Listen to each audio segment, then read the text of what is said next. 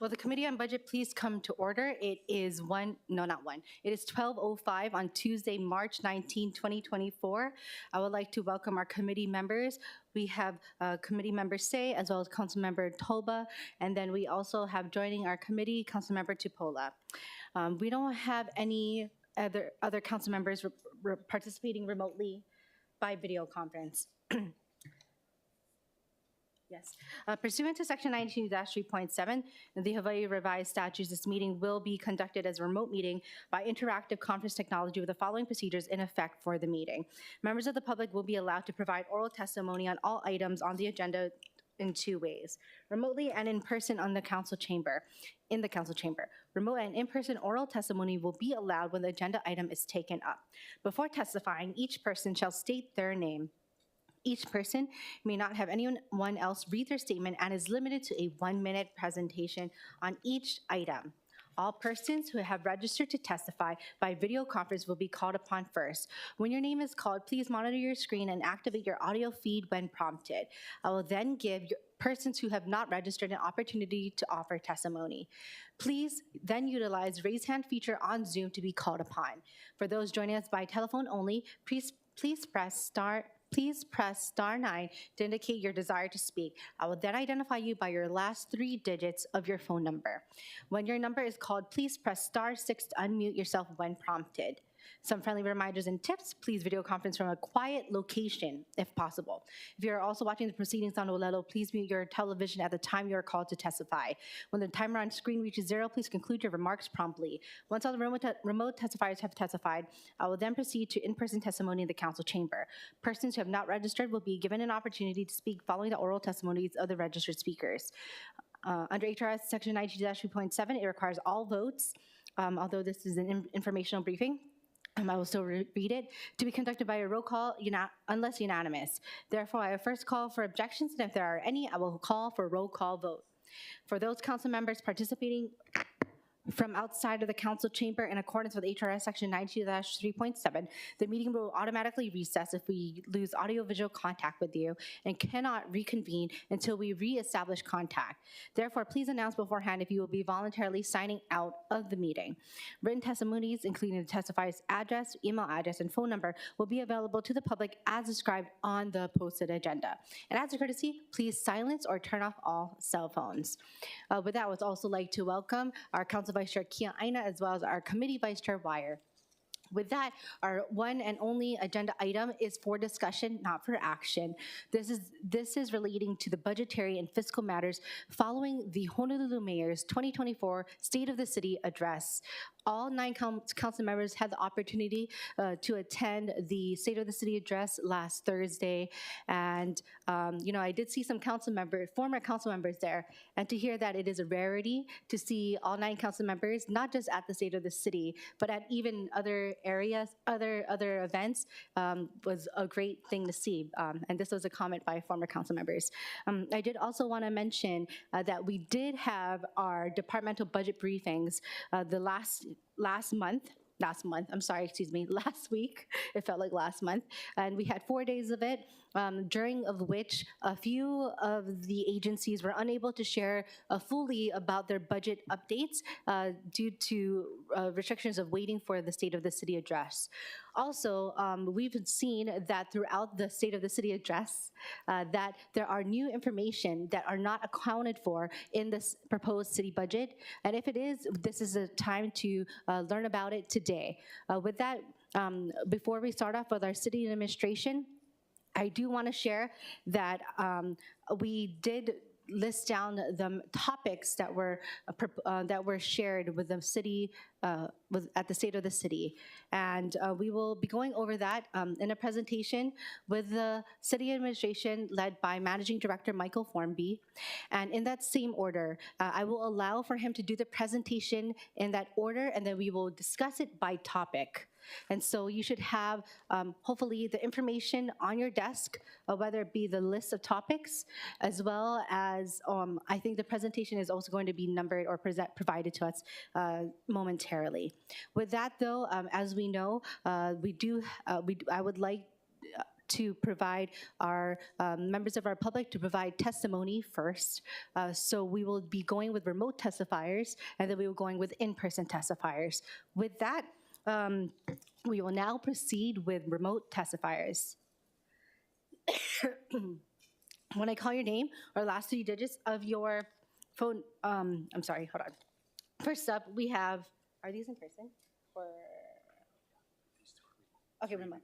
First, we have 3 remote testifiers. We have Sarah Fairchild, followed by Joey Cadiz, followed by Jay Smith Kohane. First up, we will go with Sarah. Hi, Sarah.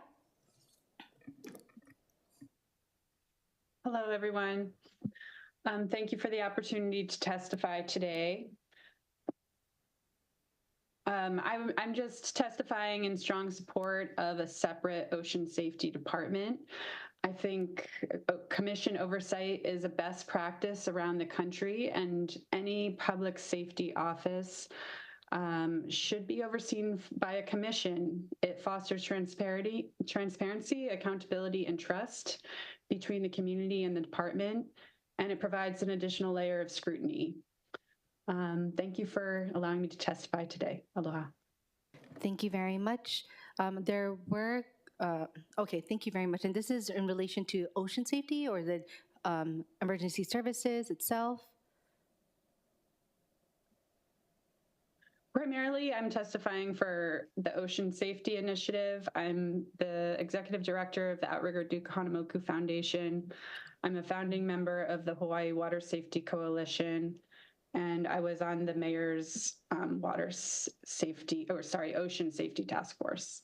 Thank you very much for providing that information as well as for serving on that task force. Members, any other questions? Okay, seeing none. Next, we will go with Joey Cadiz, followed by Jay Smith Kohane. Hi, Joey. Aloha, everybody. Mahalo. I am too testifying in response to the mayor's address of starting the process of a new department for ocean safety, a standalone department. While in support of Resolution 2450, I believe that the mayor going through this process through his executive order would get us there faster. And I believe that a commission can be established if needed afterwards. But just continuing this process, I just want to testify in support of moving forward with this process. Thank you. Thank you very much. And members, any questions for Mr. Cadiz? Thank you very much. Next, we have Jay Smith Kohane.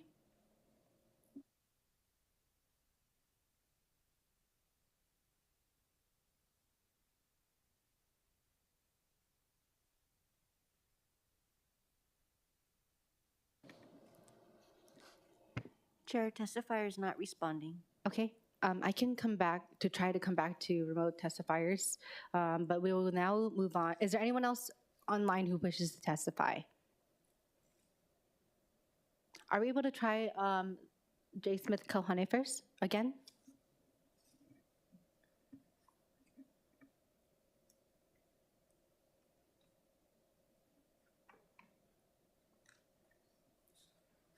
Okay, seeing none. Okay, we'll try to come back. Oh, okay. Also, there's a phone number. Is this last 4 digits? What is this? Oh, at area code 714, last 3 digits 175. Are you wishing to testify? Please press *6 to unmute. Area code 714 and last 3 digits of 175. Yeah, good morning or good afternoon. Hello. Hello? Please state your name for the record and your testimony for 1 minute. For 1 minute. Yeah, my name's Tim Gary, and I'm calling in support. I attended the mayor's State of the City, and I would appreciate it much if you guys could budget the money to make ocean safety their own department. Thanks for your time. Bye-bye. Thank you, Mr. Gary. Members, any questions for the testifier? Okay, seeing none, I see that J. Smith Kahane has logged off. Okay, moving forward, is there anyone else online who wishes to testify? Okay, we'll try J. Smith Kahane one more time. Okay, thank you very much. Okay, next we will now move on to in-person testifiers. First up, we have Robin Bond Jr., followed by Angela Young.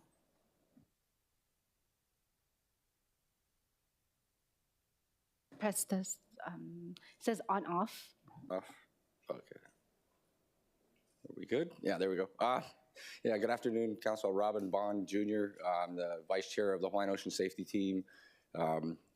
I really appreciate the opportunity to express my interest in you supporting this. It's an important thing that we give such a tremendous task the opportunity to function independently. Case in point, less than 24 hours ago, we had a critical injury at an unguarded beach that could have easily been guarded in my opinion, if they had the ability to handle their money the way they want to handle it. It's unfortunate that it has been this way for so long, because I think that there have been situations that could have been perhaps not as severe if we had the right resources allocated in the right locations.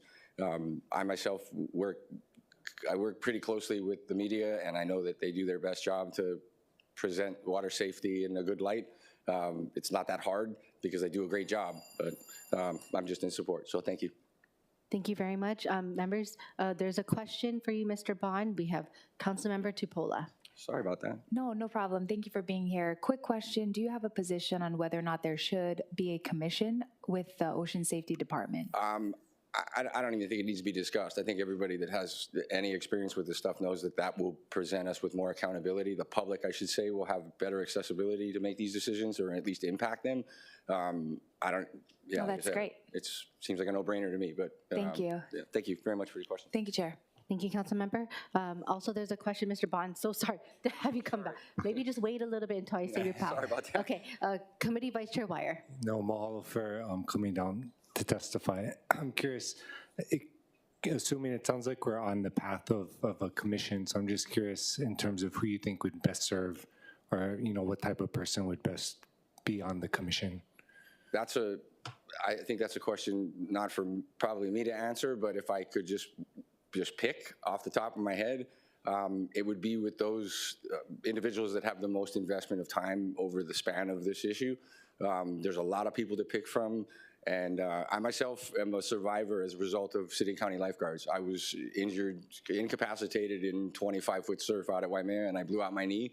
And a lifeguard, Joey can attest to this, one of the gentlemen that came in remotely. He's a lifeguard, City and County lifeguard. I don't know if he said that or not. Maybe I shouldn't have said that. But yeah, I wouldn't be here today if it wasn't for City and County lifeguards. So 100%. I mean, it was captured on video, and I was one of 70+ people that found themselves needing a jet ski immediately. I spent all week last week, you guys probably saw it on the news, we had a first of its kind, all agency, all county personal watercraft experience that I was there with Hawaii News Now filming it, but I got the chance to be and watch these guys. They brought in 9 people from Okinawa. Okinawa doesn't have lifeguards like we do, so it's all volunteer because they're way in the Stone Age. But we need them, and I think people are dying as a result of it not getting what they need. So I appreciate your question. Thank you so much. Yeah. Mahalo, Chair. Thank you. Members, any other questions for Mr. Bond? Okay, thank you. Nau Pao, thank you. Okay, next up we will have Angela Young.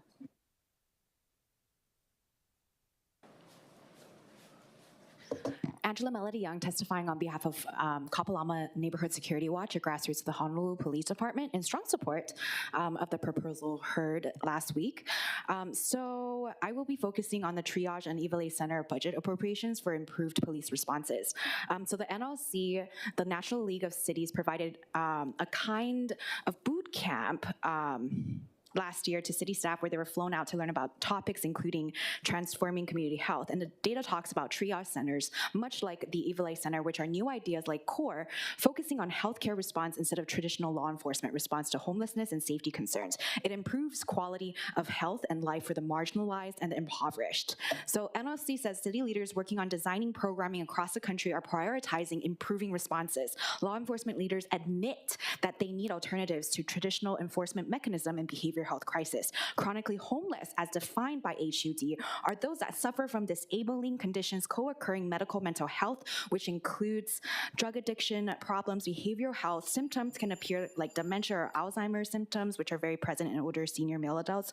Thank you, Angela. But drug addiction can exacerbate those. So triage is very appropriate and more adequate as a diversion alternative to build that medical infrastructure for homelessness. Thank you. Thank you for that statement. That was a great closing statement, actually. Thank you very much. Members, any questions for Angela? Okay, seeing none. Is there anyone else in person who wishes to testify? Okay, seeing none. Okay, with that, we will now. Chair, can I ask one question? I think there's one more person trying to do virtual, if at your discretion. If he's not there, then I'm mistaken, but I thought I saw one more. Okay, do you have a name? Councilmember DePola? Brian Phillips. Okay, one moment. Members, if there's no one else in person who wishes to testify, with your indulgence, I will go back to remote testifiers. Next, is Brian Phillips there for remote testimony?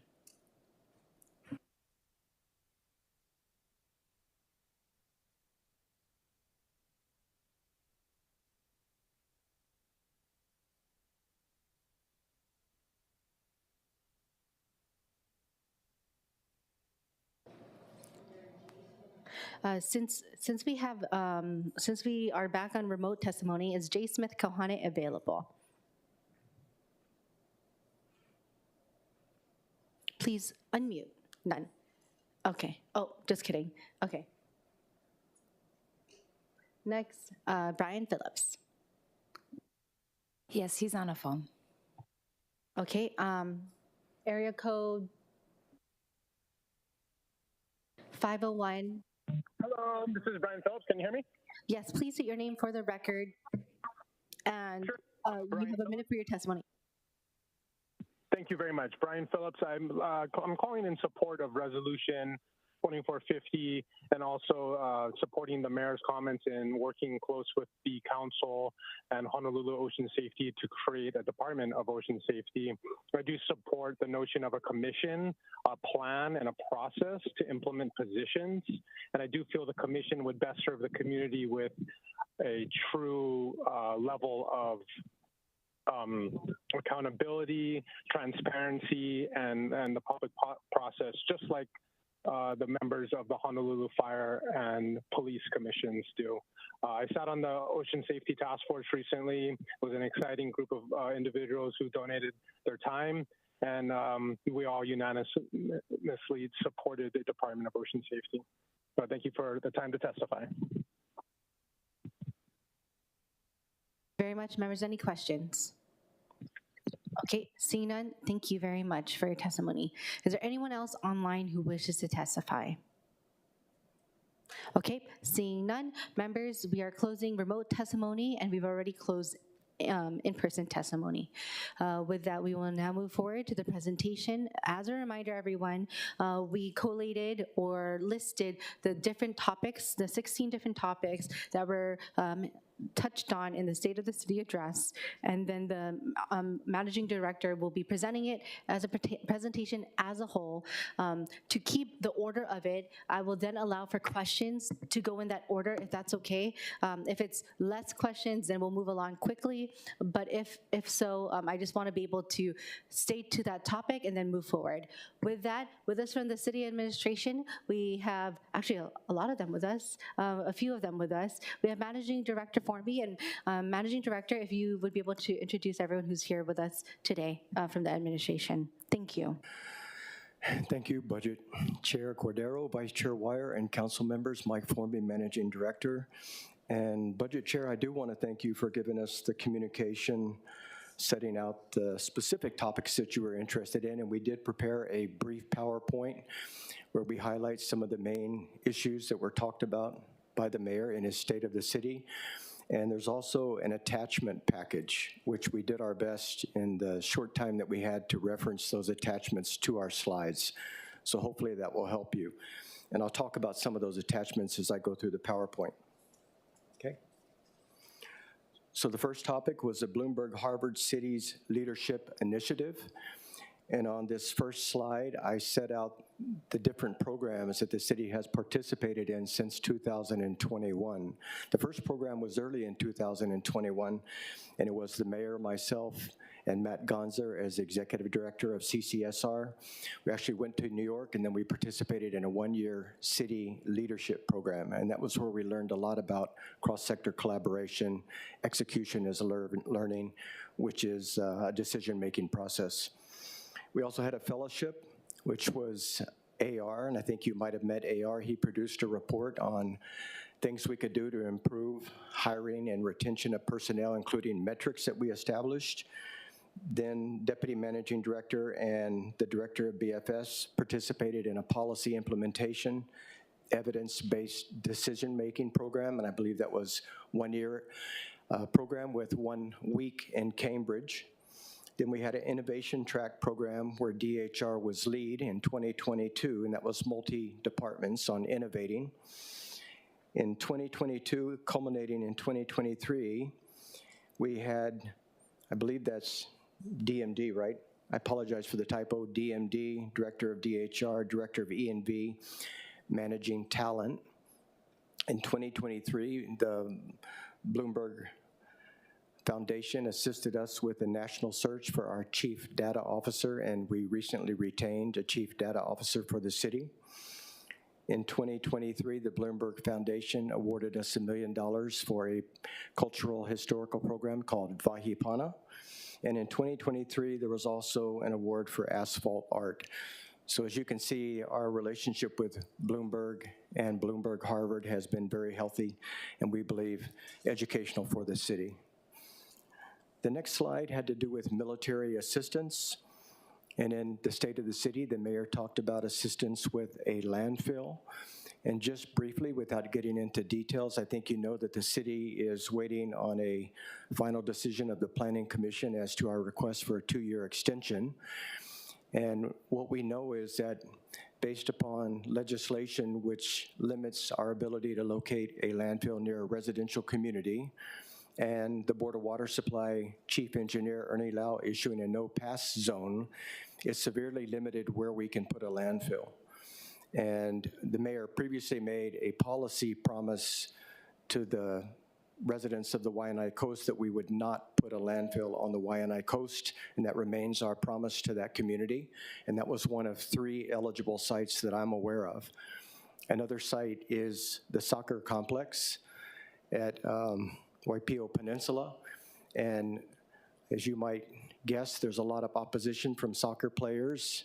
We have infrastructure at that facility, and there's a lot of people that do not wish to see a landfill in that location, but that site is owned by the military and is leased to the city. And so the military has worked with us on repurposing that property, if it's necessary, to comply with the law and meet the no-pass zone as a future landfill site. So we have made no decision on that, and the military has not committed to us yet that they could make that available to the city as a landfill, but it's one of the possible sites. And then I believe another possible site was at Waimanalo Bellows, and we're not interested in that site as well. So we have a limited number of sites that are potentially available to the city and county of Honolulu. The most promising of which is Waipio Peninsula, and we're looking for other alternatives. So we'll keep you updated as we go through that process, but the military has been a true partner in helping us go through that process. For the Kalailoa lands, we're talking about the base closure lands, BRAC, and they've also been very helpful to us in this regard. And I did attach as slide 3 a recent letter. In fact, it's dated March the 5th, 2024 from the Navy that has to do with PFAS. And There has been some detection of PFAS on some of the lands, and there's an investigation ongoing, and I think you all know that if PFAS is subsequently designated a toxic substance under CERCLA, they could not transfer those lands to us. And we're trying to get those lands as quickly as possible so that we can use them for city purposes. So this letter came from the Navy basically assuring the city that if PFAS is subsequently detected and determined to be a toxic substance, they would continue to have responsibility for that condition. In other words, it would not fall on the city because we accepted it prior to it becoming toxic under CERCLA. So this is a very important letter when it comes to potential liability and responsibility.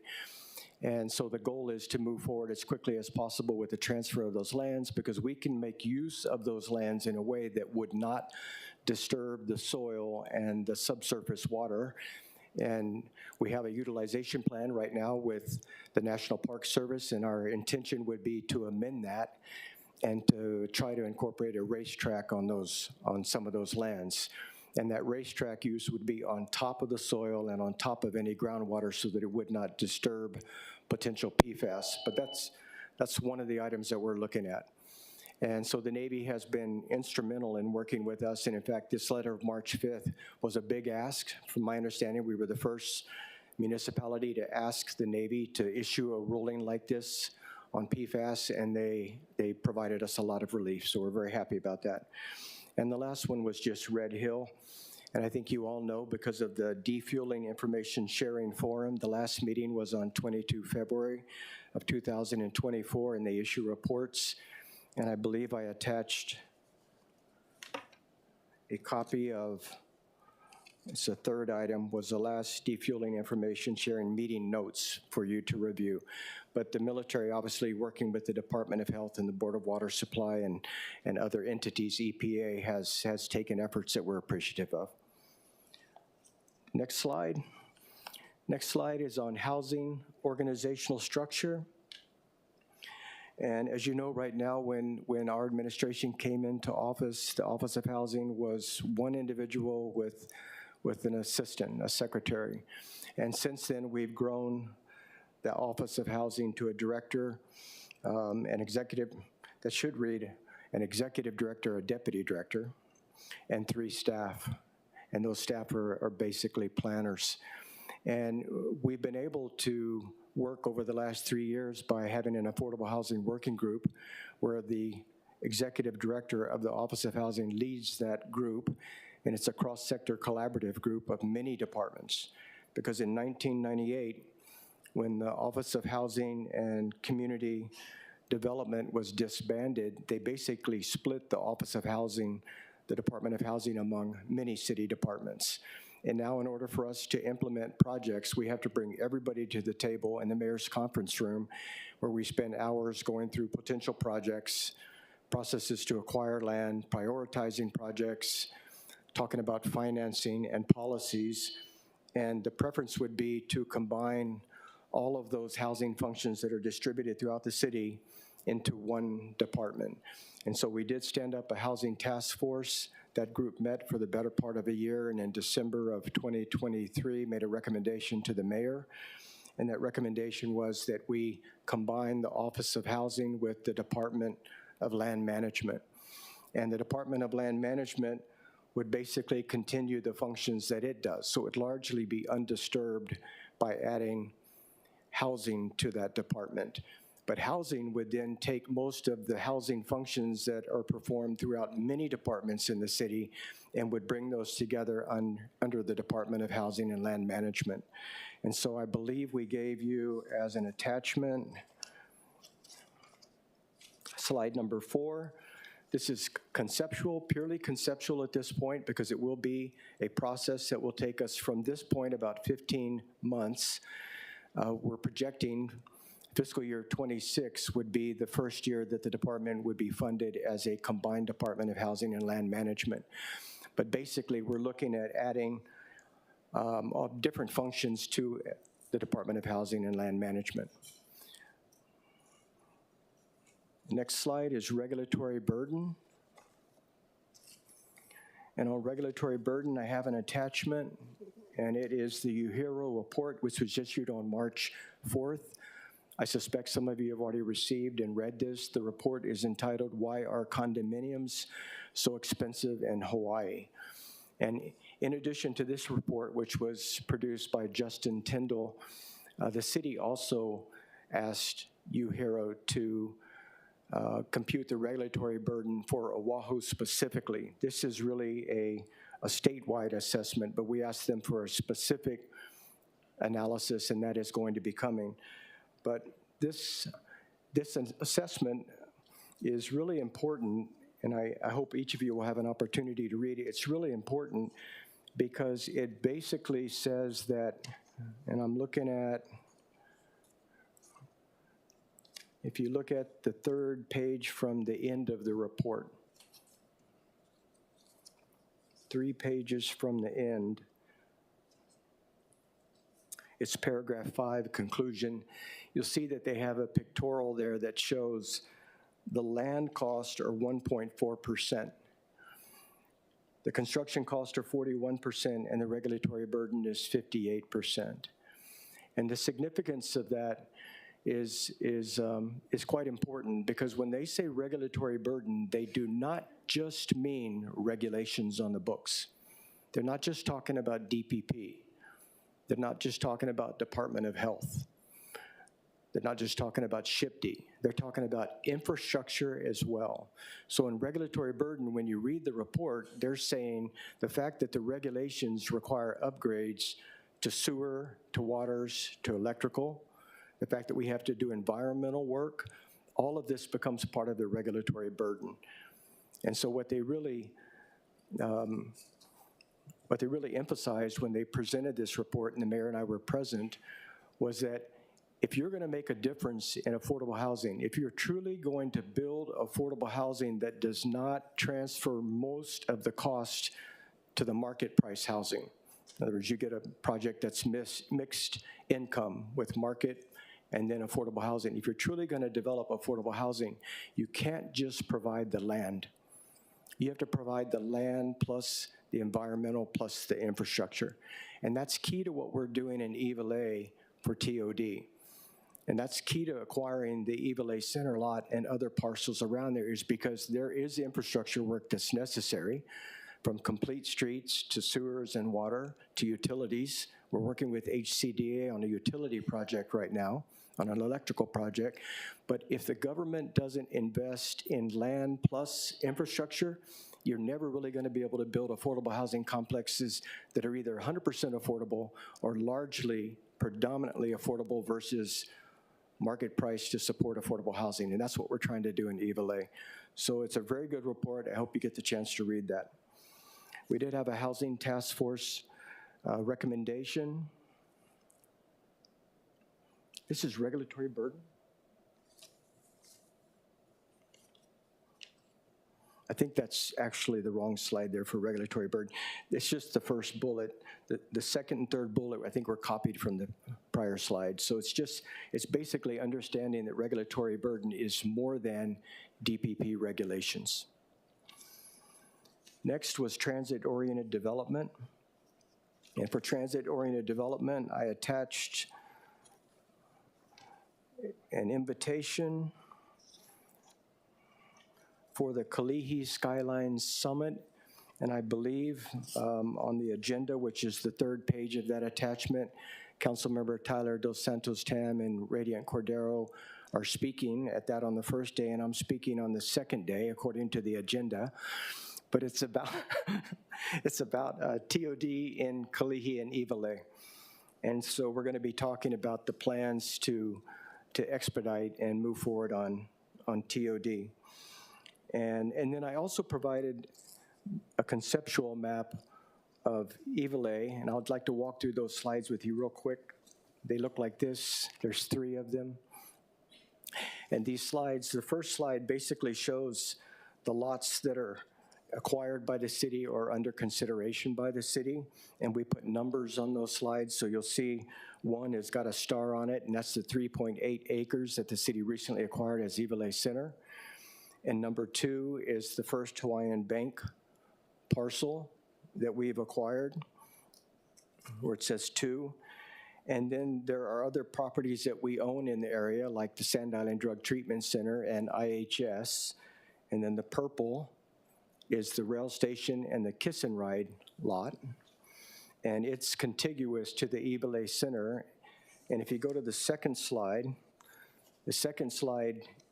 in blue lines, which are very, nondescript because they're not in any way depicting what the actual alignment might look like. It simply indicates that right now, if you go up Ka'ahi Street, you come to a dead end.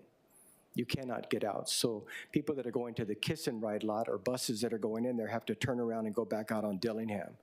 And so in purchasing parcels that connect First Hawaiian Bank lot to Evelay Center, the goal is to expand our road network, complete streets, so that people can drive off, family members, to the Kiss and Ride lot and then go out to King Street. Same for the buses. And then for all of the development that's going to occur on the Eva side of the Evelay Center lot, where Castle and Cook owns 19 acres, the road extending Eva would allow all of that community in Evelay to have direct access to the rail station as well. So there's a lot of plans about how to make better routes for buses, for transit, and for locals to reach the rail station and to get more directly from point A to point B. And then I think the third slide just points out that we did meet with Hart and talk to Hart about a reconfiguration of the Evelay Hart Station. And the purpose of that was the initial conceptual configuration exited only onto Ka'ahi Street. And now that we own the property contiguous to the rail station, I put a little red block there to show that that would be land that we own, and we would allow pedestrians and bikes to come through the Evelay Center property as well, so that people that are in other properties of the Evelay Center would not have to go all the way out to Dillingham to come up and access the rail station. Next slide has to do with mixed-use development. And there are currently 2 bills. There were 3, but now there are 2 bills at the ledge. So 1808 HD1 SD1 and Senate Bill 2337 SD2. Those are the 2 that have survived as of today. Basically, under those bills, they would give the city the authority to develop mixed use, and the definition is in 201H12A, and that's for you in the PowerPoint slide. Mixed use developments means a development that contains affordable residential dwelling units that may be combined with governmental, educational, commercial, cultural, institutional, or industrial uses. And what Mayor indicated in the state of the city is that our vision is to develop activated TOD communities. And we don't believe that people that live in affordable housing should be denied the same opportunities to provision, attain services, recreate as everybody else. And so we don't want to build tenements, we don't want to build projects.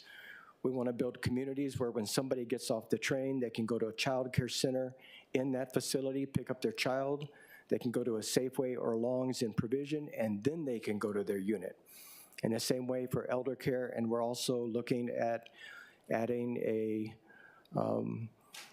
parking facility for those that want to ride the rail. None of those additional uses can currently be done by the city under state law. And so the bills are moving forward. We testify, and I think Krishna, did we provide a copy of our testimony? So we provided the bills to you, and we provided a March 11th testimony by the city to the legislature. And our request would be that to the extent possible, the council and those listening continue to support the city in our request for mixed-use development authority. I think it's very important. In fact, it's key. It's our number 1 bill over at the legislature that we continue to support. Next slide. Critical shortage of health care. The mayor referred to this, and he thanked the governor because Governor Green has been the first who came forward to the city and said, we recognize that in addressing homeless issues, you have to have the healthcare component, and the city has no Department of Health. So the governor's $30 million loan repayment program was part of that initiative, and I believe we provided the governor's announcement of his $30 million program in our handouts. And then the estimate is over 50% of the people that are on the streets need some sort of counseling, support services, or assistance to remain off the streets. And I think you all know that from our acquisition of Waikiki Vista, where we have Catholic Charities in Waikiki Vista working with the community that is going to be occupying 4 floors of rooms there, because those people need assistance. We call them wraparound services or support services. They need assistance to stay off the street. And this is something that we encounter frequently whenever we look at acquiring a property, is where would we get the wraparound services to help these people stay on the property and off the streets? And you can't do that without working with the Department of Health and the state of Hawaii. And so we've got a lot of initiatives with them right now. We have a number of sites around the city where we're working with the state, and they're funding us on these programs. And it's a big help to the city. Next one is acquisition of land for properties for affordable housing or city services. And the first bullet just points out that the color of money can complicate an acquisition or use of the property. And I'm not saying that in a bad way, I'm just saying it in a realistic way. It's something that we've learned over the last 3 years. And you learn this when you begin to develop property to execute, because you realize that the bond covenants that go along with the color of money restrict your use of the property.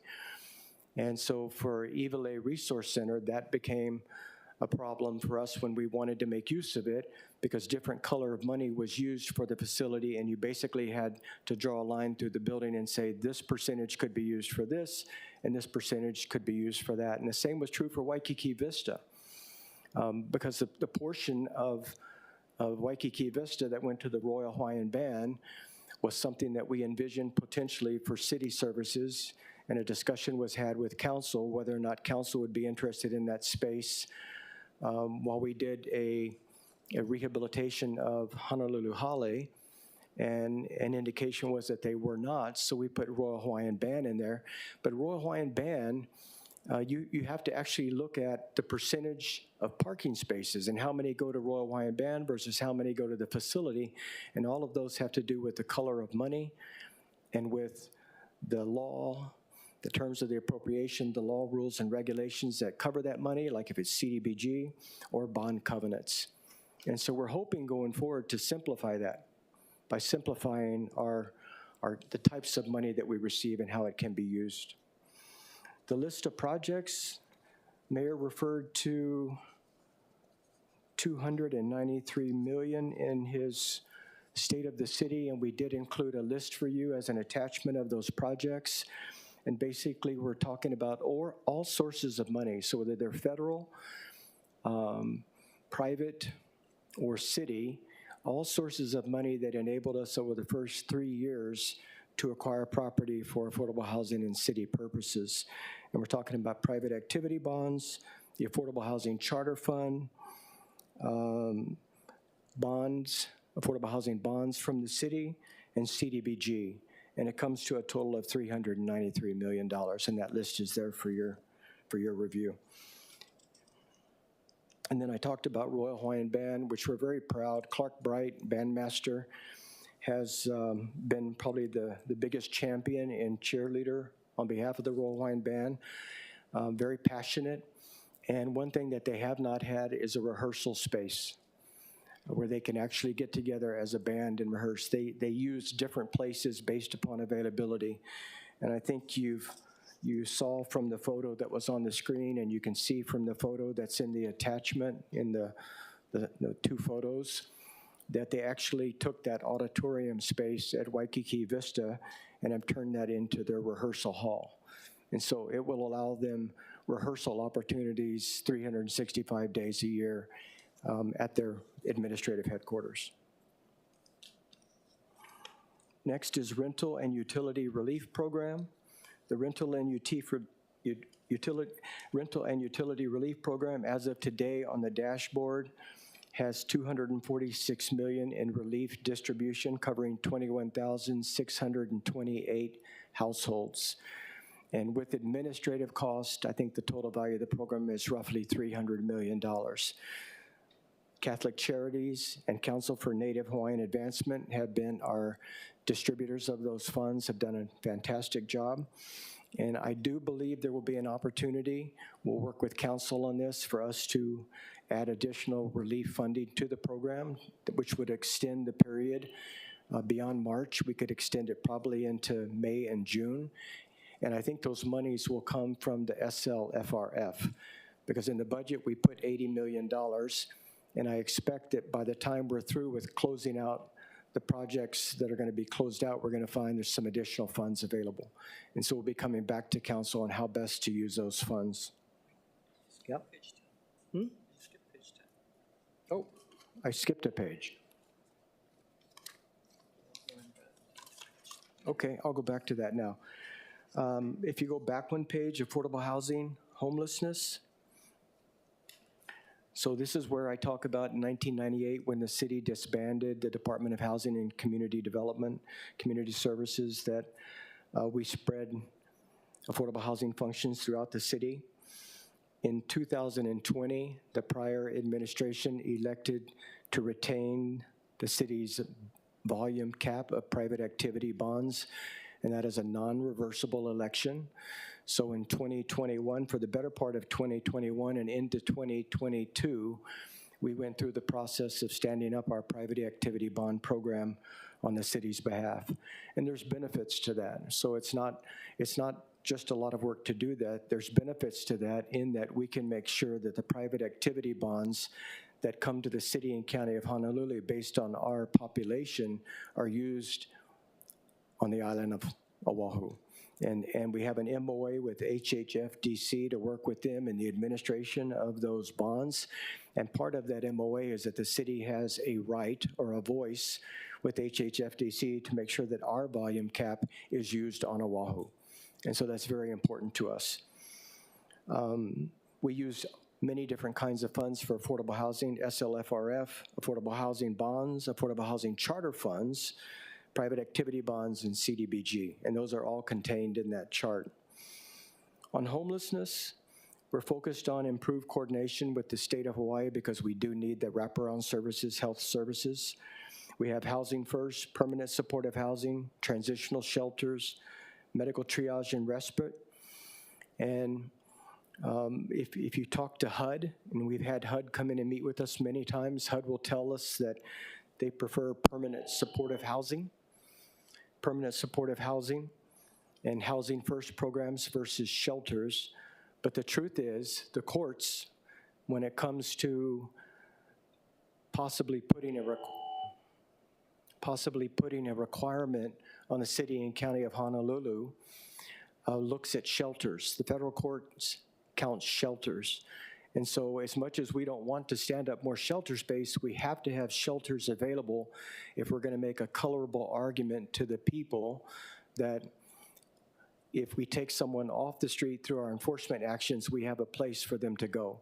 And so to that end, we're currently looking at Iwalei Center as an interim medical triage, respite, and shelter for up to 100 people, because the planning and design for that project will probably be 3 years. And in the meantime, we're going to use that facility, which is across the street from the new core location and across the street from H4, as a site where we take people off the street, do medical triage, assess their condition, get them into temporary shelter while we find them a more permanent solution with wraparound services. So the truth is we have to do both. We can't just do Housing First and permanent supportive housing. We have to do shelters, transitional shelters at the same time. And then there is a U.S. Conference of Mayors trip upcoming, and my understanding is that Mayor will be going with the Mayor of Los Angeles, Karen Bass, and a number of other mayors to Washington, D.C. to lobby for additional vouchers and project vouchers, because that's also key to us getting people off the street into homes. And then I talked about rental and utility relief. So let's go to public safety.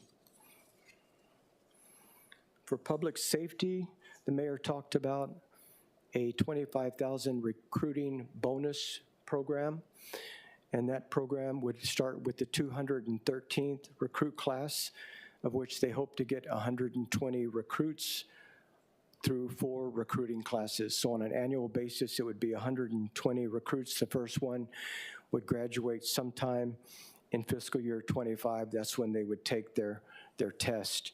And so we've given you information in your handout, in the attachment, that sets out the performance standard in order to receive the bonus. It's not a one-time bonus. It's basically paid according to metric as you achieve certain performance-based standards. And at the end of the 3-year period, if you successfully completed all of these, you would be entitled to the $25,000 total, which means that for the first year, for the 213th class, the first metric, $2,500, would be administered in July or August, and the department anticipates that they will cover that out of their salary savings, and they're not budgeting for that item because it's a small number. As you go through that, fiscal year 26, 27, and 28, depending upon what numbers have achieved the metrics, they'll either use salary savings or they will budget accordingly. At the end of the period, if you have 120 recruits receiving $25,000, the total value potentially in fiscal year 28 would be $3 million over those years. $3 million that would be paid out. We also talked about the Waianae Police Station. One request from the community, and Councilmember Topolo was at a meeting in Waianae where this was emphasized by the community, and that was a desire to be able to process arrestees in Waianae versus having to take them in a police car to Kapolei where they were being processed. And the thing that was holding them back from that was the fact that we did not have a fingerprint machine at the Waianae station. And the reason for that was that HPD has been working with the federal government and the state for some time on a new fingerprint machine that incorporates the latest technologies and is connected to all of the databases. And they've been through many rounds of testing, and that system has not been perfected yet, but it's close. And so we went ahead and installed a fingerprint machine that allows them to process arrestees in Waianae now. And when that new system passes all of the testing requirements, then it will be swapped out with the current fingerprint machine. But the goal is to keep police on the streets in which they patrol, and that's the purpose of the new Waianae fingerprint machine. For fire, the mayor talked about our procurement of a twin-engine helicopter, and it's an active procurement. They're doing pricing validation right now. Basically, that twin-engine helicopter will provide greater lift capacity, which means greater loads, not only personnel. It can carry 6 plus the pilots, but it also means more water. So in the event of a wildfire, right now, the current helicopter can basically carry 100 gallons. And the new twin-engine helicopter will be able to carry 300 gallons of water. So it's really 3 times the carrying capacity by having multi-engines.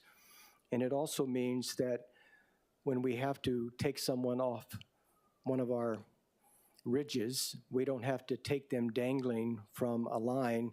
There's a winch, and you actually bring them up into the helicopter. So it's safer for both the crew of the helicopter and the individual that's being rescued. There's also more stability in high winds and greater safety because you have a multi-engine, which also allows longer range. And then the last one on here is HESD, ocean safety. And I just put one bullet because we've all been having this conversation. And what Mayor indicated in his state of the city was his unwavering commitment to a separate ocean safety department. And we've all seen over time that when ocean safety doesn't have the ability at the departmental level to advocate for its budget and for its staff and for its priorities, perhaps they don't get treated the same. And so we definitely support this. The question that was left open in the state of the city was how we do it. And you know the resolution is currently before council that would go to the voters and would allow the voters to not only form a separate department, but a commission. And we received the recommendation of the task force, and the recommendation of the task force addressed the separate department, but did not address how we do it. And so Mayor and I went around the table and asked the people at the table, what would be your preference on doing it? If you do it under the mayor's reorganization authority of the charter, it can be started now. And it would take us a year to basically do this, but we could start now.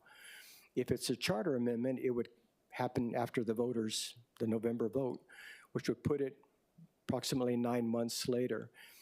An alternative that we put out to the task force was there's a possibility that the mayor could stand up the Department of Ocean Safety under his authorities of the charter, which is provided by the people to the mayor, and then we could put the formation of a commission to the voters so that the voters get to decide whether or not they want this department to be treated like fire and HPD and have a separate commission that has appointing authority for the chief and oversight.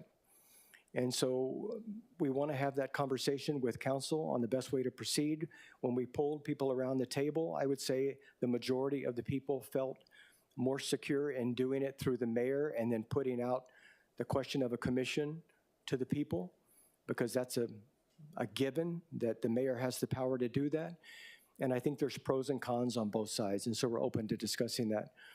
Another consideration that we're looking at, and this is purely conceptual, but there has been talk about if HESD basically becomes EMS and health services, there may be an opportunity for us to come out department neutral by putting MED, the medical examiner, under HESD.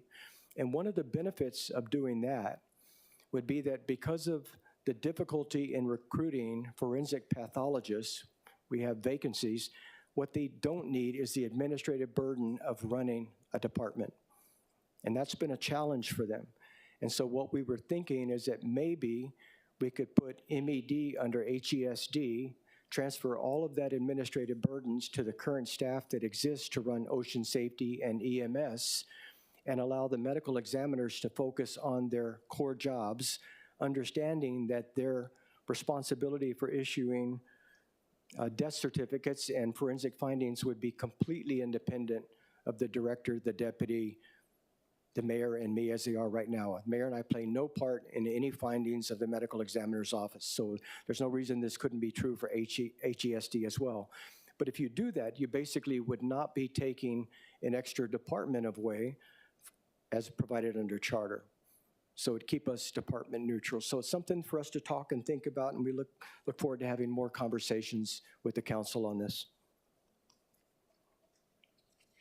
Next slide is Department of Human Resources. There was a note about hiring.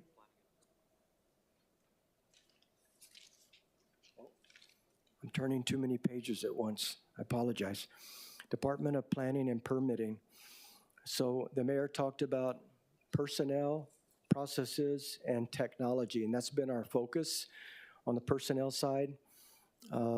We're currently negotiating a supplemental agreement with HGEA. We've been working with Randy Pereira and the union for quite a while on DPP. And we're also looking at reallocations, which is where you basically look at the qualifications and work of the employees and you move them up versus across on the step. You move them up from like planner 1 to planner 2. That gives them greater pay. We're looking at broadbanding, which is a concept that we took from the state, from the University of Hawaii, as a way to move people along on the pay scale based upon their accomplishments. And we're looking at flex days and flex hours. So we have many things that we're working on at one time. And unfortunately, sometimes when it gets reported in the press, it's not entirely descriptive of all the things that we're working on, but we're working on many things. This is not a linear process, it's a non-linear process. The thing that is close to execution is a supplemental agreement, and that would be for city engineers, and that would not just be DPP, it would be all city engineers. So that would help us in E&V, it would help us in DFM, it would help us in DDC, with filling vacancies that we can't fill because we're not competitive in the market. And the federal government has the shipbuilding program, the shipyard program ongoing right now that is offering a lot more pay than what we can offer people coming out of college. And so the goal is to raise salaries. The supplemental agreement that we're negotiating is a 10% increase across the board. So we felt that was equitable and that anybody that's in the system would get a 10% increase. We're also working with HGA on contract code reviewers, and we've discussed this with the department personnel at our skip level meetings. We're in procurement right now. That has been posted. But basically, HGA has agreed that in the interest of advancing our review of commercial projects, that we can hire contract code reviewers to assist us. And the agreement is that in return for that, we'll work on our vacancies and on our pay. For processes, we've been adopting standard operating procedures in DPP, many of which did not exist, were not formally in existence, which meant many times when someone went through the application system, they got treated differently based upon who reviewed their application. And in adopting standard operating procedures, we hope that everybody gets treated the same, irrespective of who reviews their application. We're also working on workflow processes because I think you all know that many of the processes are outside of DPP. They either go to Board of Water Supply, they go to Fire, they go to SHPD, and then they go back to the applicant for their design professional to respond to comments. So the truth is, in the long period of time that these applications are in DPP, much of the time is outside of DPP. And part of the technology piece is that in the future, everybody will know where their project is and how long it's been sitting there. So you'll be able to see when it goes to Board of Water Supply, how long it's been there, and you'll also be able to see when it came back to your design professional and it's been sitting in your design professional's box for a month or two, which means they haven't gotten back to DPP on the comments.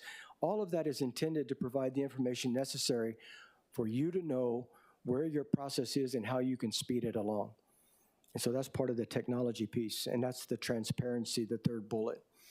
For technology, we replaced the 20-year-old POSSE system with a system called Clarity, and we are currently in the training and implementation phase, which will take about 18 months. But part of that is to make sure that everything that's already in the system is in no way compromised in the transition. And so we're training staff and we're going through the process with the Clarity software folks. And then we're in the process of procuring new STVR software, which will allow us to improve our enforcement capacity.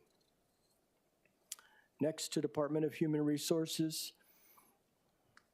On hiring, recruitment, and vacancies, we are continuing our aggressive hiring, recruitment, and succession management. We've learned a lot from the Bloomberg Harvard AR coming here and reviewing the system and showing us where the bottlenecks were, and we're working on all of that.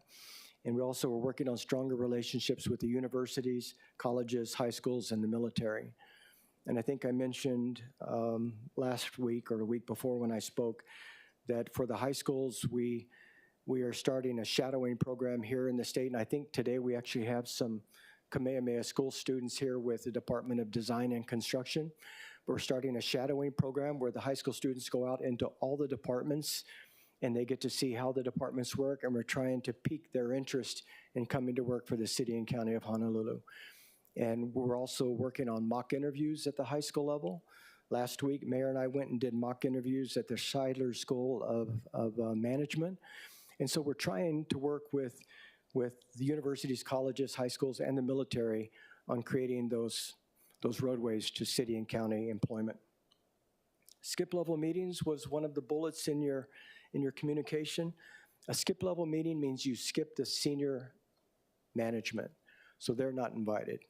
So you're basically seeking meetings with the staff level where mayor tells them that the work that is most impactful, the work that really enables us to provide core services happens at that level. It doesn't happen at the level of the administrative staff here in Honolulu Hale. It happens at the level of the staff workers. And so we have these confidential meetings with the staff on their turf, and we ask their perspective on what they think is good, what's bad. We tell them that we've never walked in their shoes, and so they can tell us anything they want, and then we share our perspective as well. We've completed 31 to date. We have another 24 this calendar year, and the mayor's committed to continuing these. And I can tell you, they're eye-opening. And we did one yesterday at the zoo.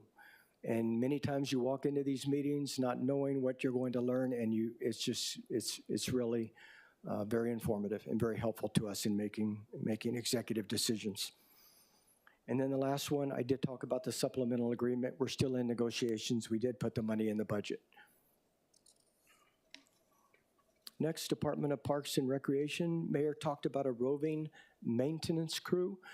And this came from Laura Thielen, and I think it came from the communities. The Ewa Beach community and the Waianae community has been quite vocal about the fact that they do not believe that their parks have been maintained to the level of other parks on the island. And I think that's a fair assessment.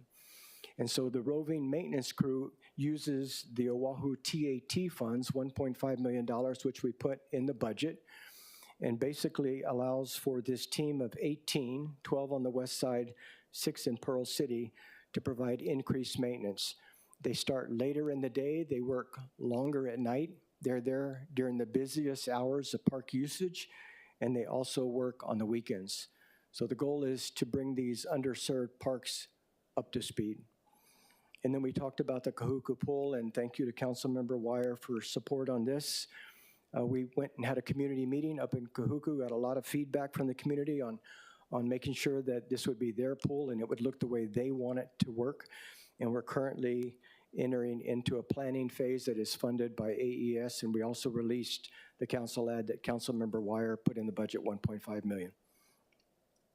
And last, the Honolulu Zoo. I think you know that there was a USA Today poll, and in that poll, the Honolulu Zoo came in number 4, but we still have a lot of work to do at the zoo. And our skip level meeting yesterday helped the mayor and I understand many of the challenges there. We were convinced that we can bring a lot more people into the zoo, a lot of more visitors, given its location, its close proximity to the hotels. And there's a lot of improvements that we can make, not just for the animals, but for the staff that work there. So that's our presentation, and now we're happy to answer any questions you might have. Thank you very much, Managing Director. And I know that who will be assisting and possibly answering questions with you? I mean, who will be assisting? If you can introduce them as well. So what we planned is, if we don't know the answer, and that's myself, the DMD, and Andy Kawano, if we don't know the answer, then we'll take your questions back and we'll give you a written answer. Okay, But we're here to help as a team.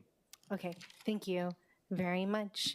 Okay, next, so members, this is once again in budgetary discussion items as it relates or has been brought up by topic in the state of the city address. Members, I'm going to go by topic, but I'm going to do my best to also consolidate the topics. For example, like if we talk about for the transit-oriented development and the redesign of Ewa Lake Station, I'll combine that. I'll talk about the shortage of healthcare and then homelessness together, as well as with affordable housing, homelessness, and any other affordable housing discussions. So I'm going to do my best to consolidate that, and you can ask all your questions on that topic, and we'll move forward into the next topic. And then when we get to the last topic, which is Honolulu Zoo, then we can open it up for anything that has come up in your mind afterwards. Okay?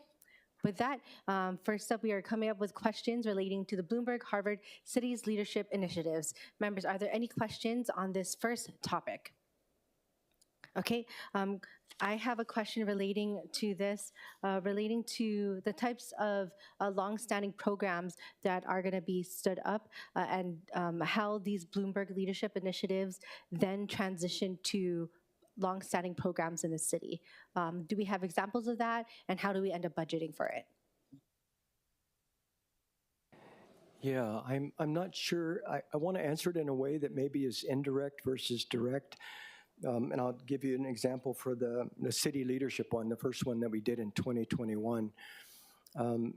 That taught us principles of municipal management that come from long-standing experience of not only planners and executive management type, but also municipal officials. And so they don't directly translate into programs that impact the budget. as much as they do, they translate into programs and initiatives that allow us to do things more efficiently and more effectively. So as I indicated earlier, the city leadership one was all about understanding the problem before you solve it. I mean, that's key. And then cross-sector collaboration. And cross-sector collaboration was when we came back and we formed the Affordable Housing Working Group, because we had one person in the Office of Housing that was of no budget impact, but it did educate us about the need to consolidate housing with land management, which in fiscal year 26 will probably have some budget impact. We haven't yet figured out exactly what that is. But looking through these, I think all of them would end up with budget savings at the end of the day versus programs that would require more budget.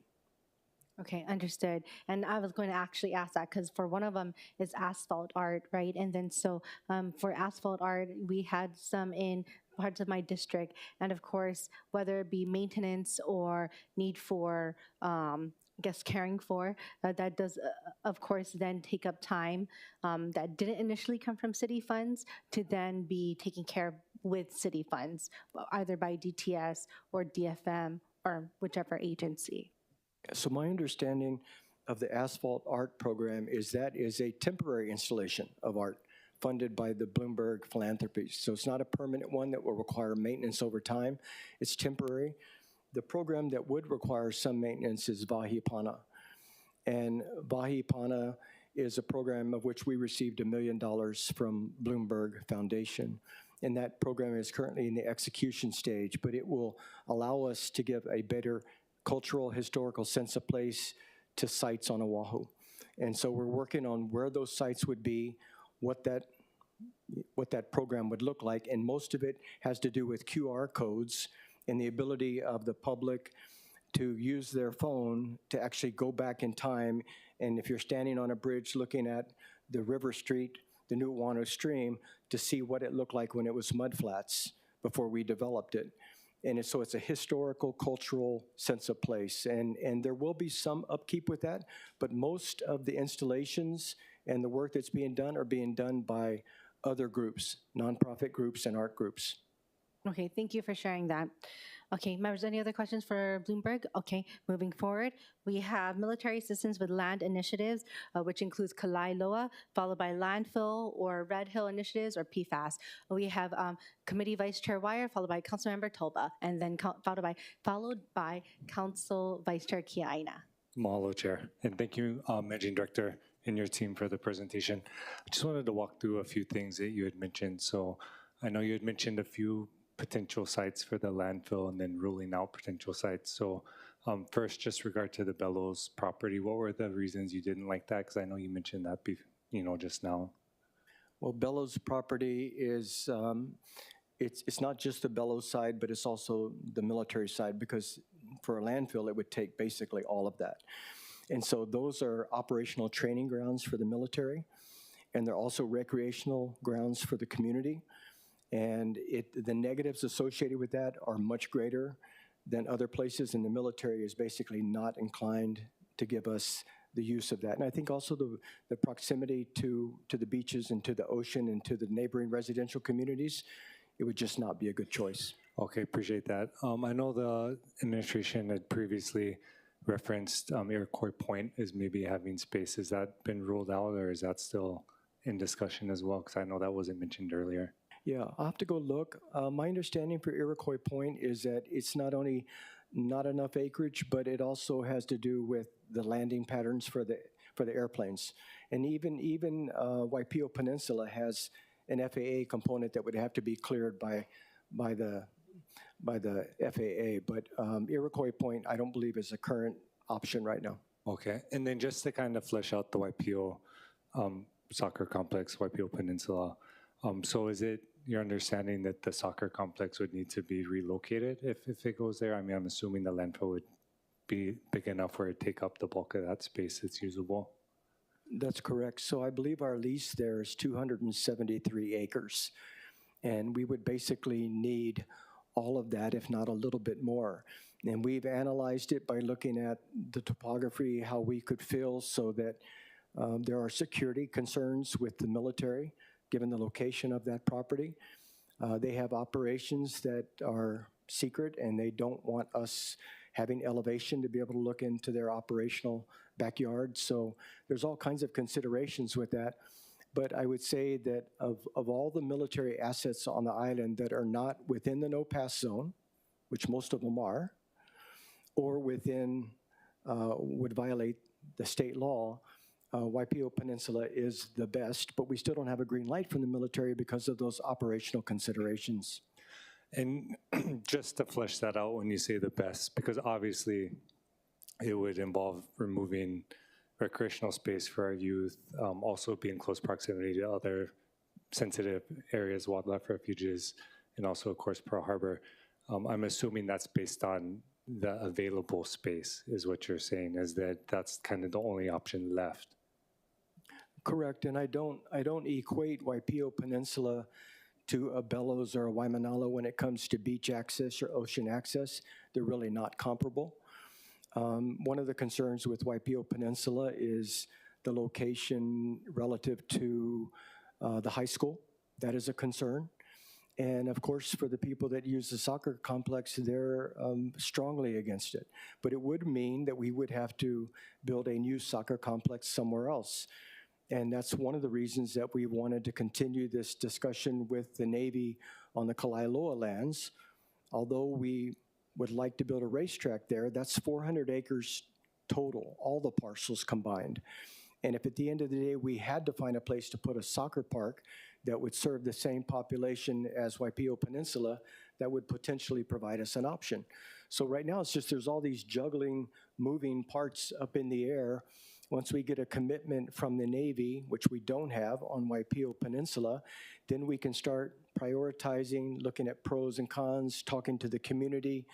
And I would say that there are some other options, privately owned, used land that we're looking at, but will come at significant additional cost. So we're going through a process of seeing what's available first and then doing pros and cons, going through a community process. And that's the reason we asked for the extra 2 years from the Planning Commission, and then we have to go to the Land Use Commission to get that. But we think it's very important that the people have a say. And the Waianae Coast location was mid-Waianae Coast military location. And not only is that, we think, inequitable for the community, given the history of landfill sites, but it's also operationally just out of the way. So if you think about all of the refuse trucks that would have to go all around the island, all the way past Kahe Point to get to a landfill in that location, it just doesn't make sense. So we're trying to come up with a location that is more centrally located from an operational standpoint. And I promise you, at the end of the day, when we make a recommendation, there are going to be people that are not going to be happy, but our choices are limited. The law that passed the state legislature and the no-pass zone, I think we really are looking at 3 government land sites between federal and city, 3, and then we'd have to go private lands. Okay, appreciate that, because that leads to my last question, and then I'll pass it to my colleagues, because I agree, maybe not the beach access issues, but obviously, as we discussed, huge impacts on recreational space for our youth, still an environmentally sensitive, culturally significant area. Also, I think kind of an unusual road setup, just given the layout. I'm assuming they'd have to all be going through Lower Waipahu down Farrington to get there, and just assessing all that, I'm glad to hear that, you're not in an easy position, and so I don't want to make light of it, because I know, you have the burden of finding a location, but I am hopeful that looking at other private lands is a part of the equation, so I am hopeful that you'll be able to bring us just those cost estimates when you arrive at them. And I guess I just wanted to ask, have you looked at any parcels that may warrant going to the state and looking for maybe an exemption to the current law? Because obviously we want to protect sensitive areas, but as you do analyses and assess maybe areas that would have no impact on preservation or residential uses, has that been contemplated, and is that in mind right now? So, Councilmember Wire, we've done an exhaustive review of all lands on the entire island. And as far as government lands, there's just a handful. There's one on Waianae Coast, there's the Waipio Peninsula, and there's Waimanalo Bellows. There are some private lands, and we've had initial discussions. We've met 2 times with one private entity, and they indicated they were not interested, but we told them we are. And so we're still looking, but we're not going to go to an option until we have ruled out everything else. And we're just going through a process. And I do commit to you that as soon as we get viable options, which we don't have right now, we really don't have a viable option right now. As soon as we get viable options, we'll be very public about those options, and we'll have extensive community discussions. Okay. Extensive community discussions. And right now I get a lot of emails from soccer fans who keep telling us, don't go to Waipio Peninsula. And I understand that. If I was a soccer mom or soccer dad, I'd be the same way. So I get it. I mean, I think it's something in the number of like 30,000 folks that go through there. And of course, you know, we saw during the pandemic, just that space being really used as a community space. I know, you know, some of the food drives, the testing, a lot of activities are going on there. And, you know, I know we've talked about just the idea of equity, and I don't want to throw out an arbitrary line, but as you're looking at the west side, I don't know where the line kind of stops, but if we're just looking at like socioeconomic equity and also access to recreational space, I mean, I think those are all things you need to be contemplating, right? And I'm sure you are, but I just share that in hoping that, or would we request that, understanding you're saying you're gonna go through all these options first. I do hope the final analysis includes the full layout of what the private land options would be and other spaces that could be used, right? Because I do think our community deserves that. If we're gonna be assessing just impact. And I trust you to do it, but just gonna be making that request. So thank you. Thank you, and you have our commitment. Okay, mahalo, Chair. Thank you. Before that, I would like to welcome Councilmember Dos Santos Tam to the Committee on Budget. Next up, we have Councilmember Tolba, followed by Council Vice Chair Kiaina, followed by Councilmember Tupola. Councilmember Tolba. Thank you, Managing Director. And you answered a lot of my questions on the landfill, but, you know, why are we educating the public more, knowing, because we just met with Director Babcock in EMV talking about new ways and technology and less going into a landfill, and we making promises that we really, honestly, if we cannot have viable options, or you cannot give me a timeline, all we really saying to the community is, well, we're really kicking the can down the road really until the next administration come into place. So why are we educating the public more about the way we are using ash? And why are we talking about maybe possibly another H-Power? Because I know, I'm talking to a lot of people in refuse, you know, when those burners break down, there's lines. And it affects everyone, from everyone in Waikiki, with rubbish being picked up late, just a ton of challenges. So why aren't we educating the public more? And what are the timelines for options? I mean, honestly, if we cannot, the mayor is saying no more Waianae, but he's not here to keep that promise, and the next guy come up and doesn't have any options, it's going to continue to stay in Waianae. So why are we educating the public more about ash, about possibly maybe, you know, building another H-Power? Just, yeah, that's some of my thoughts. And, you know, I'd like to hear what you think of those thoughts, and what are viable options? What's the timeline on that? Okay, thank you for the comments and question.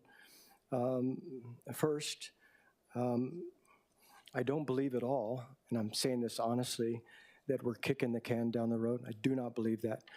The process to go through what we're going through to get a new landfill site is, I would say optimistically 6 years, realistically 8 years.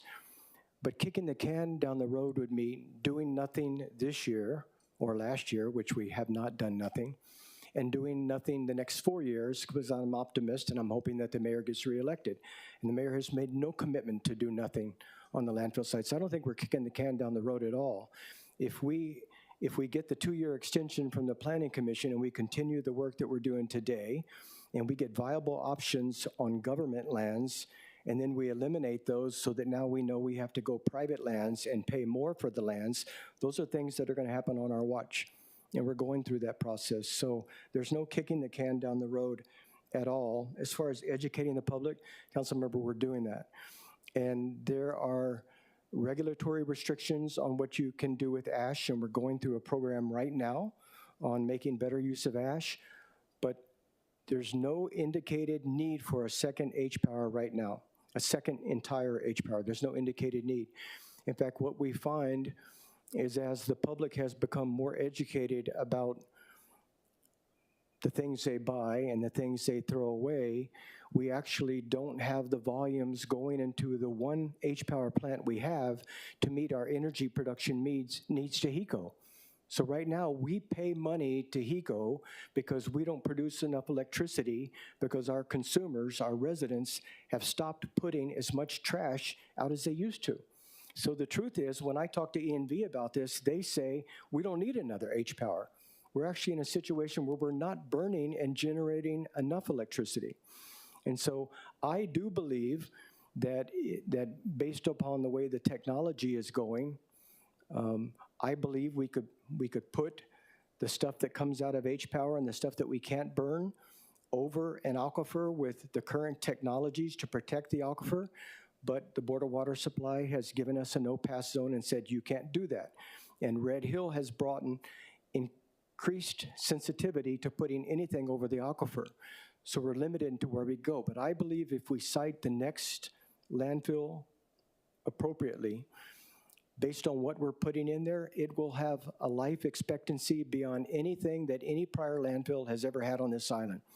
And the future won't have to look for a landfill for many, many, many years, decades, because we're not going to be filling that landfill up as quickly as we have done in the past. So all those things are happening, Council Member. Maybe we need to talk about them more. I think we should talk about them more so that the people understand the process that we're going through, but it is a lengthy process. And what I expect is that once we start focusing on a site over the time that I believe we'll be in office, we'll be very close. We'll have already made a decision about where we're going, and we'll be very close to executing on that decision. Because the site that I'm looking at, which I'm not at liberty to talk about right now, is a site that has a lot of development already happening. So it would make it easier for us to use it as a landfill. Again, I appreciate, your openness, and I think it's super important that we 100% be transparent. And I don't want us to continue to kick the can down the road. And I appreciate your answer. Thank you. Thank you very much. you. Okay. Thank you. Now we have Council Vice Chair Kiaina, followed by Councilmember Tupola. Thank you, Chair. Managing Director, I just want to confirm, because previous news reports had listed with regard to military sites, both Bellows and Lualualei. So are both of those off the table?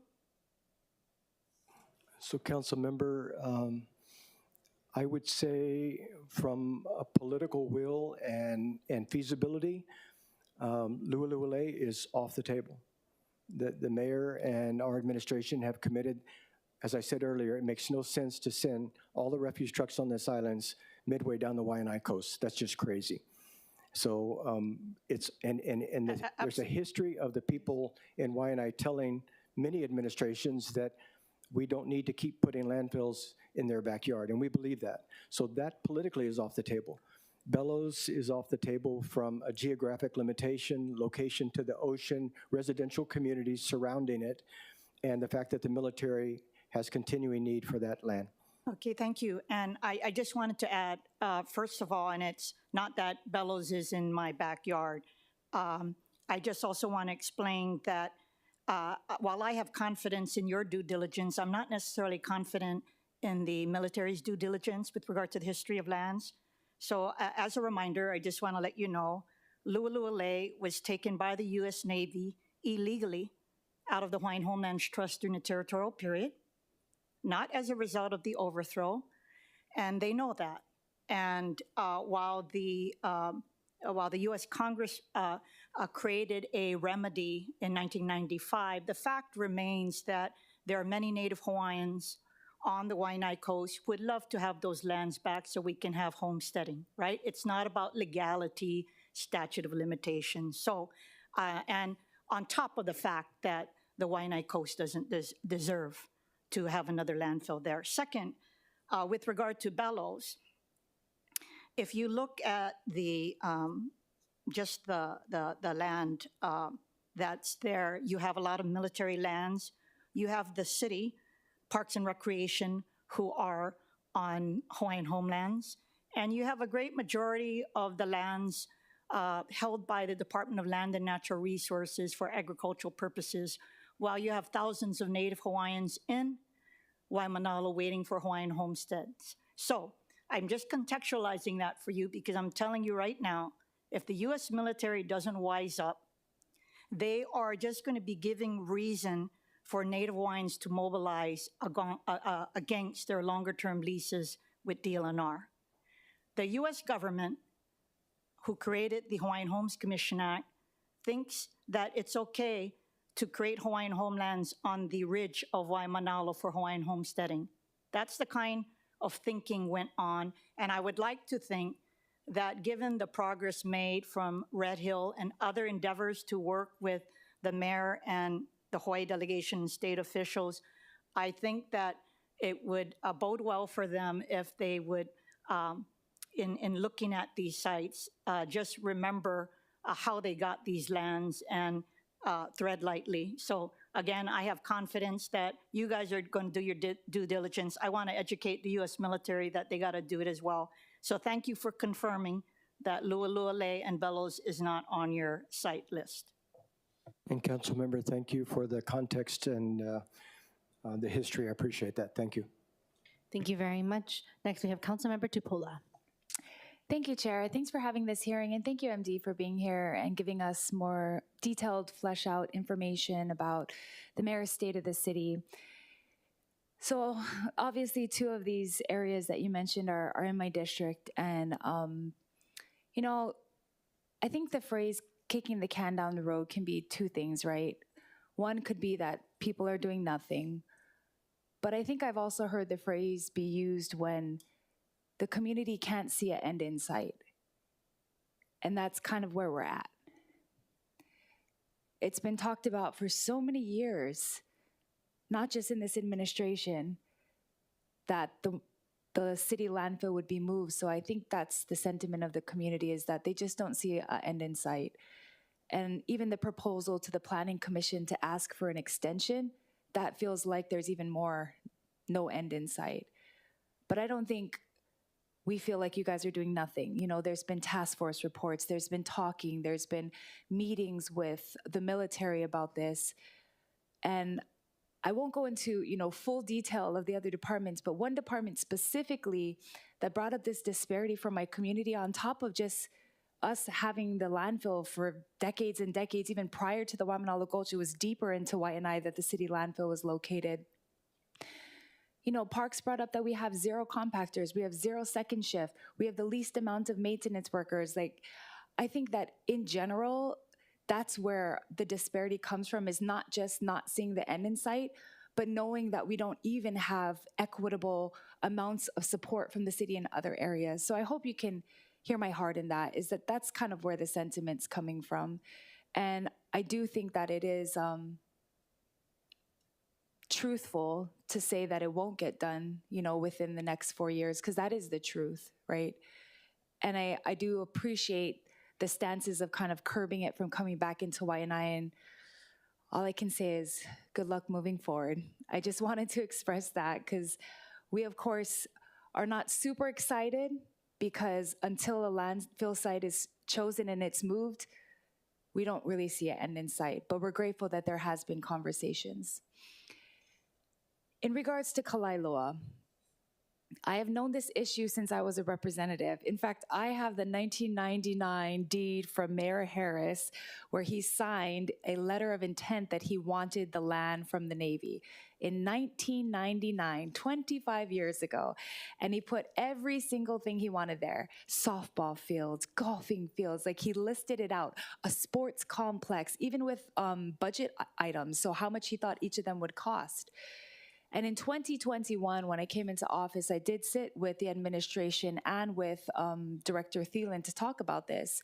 We did bring documents from the Department of Health, Environmental Quality Control Division, showing that there's not any leftover things there.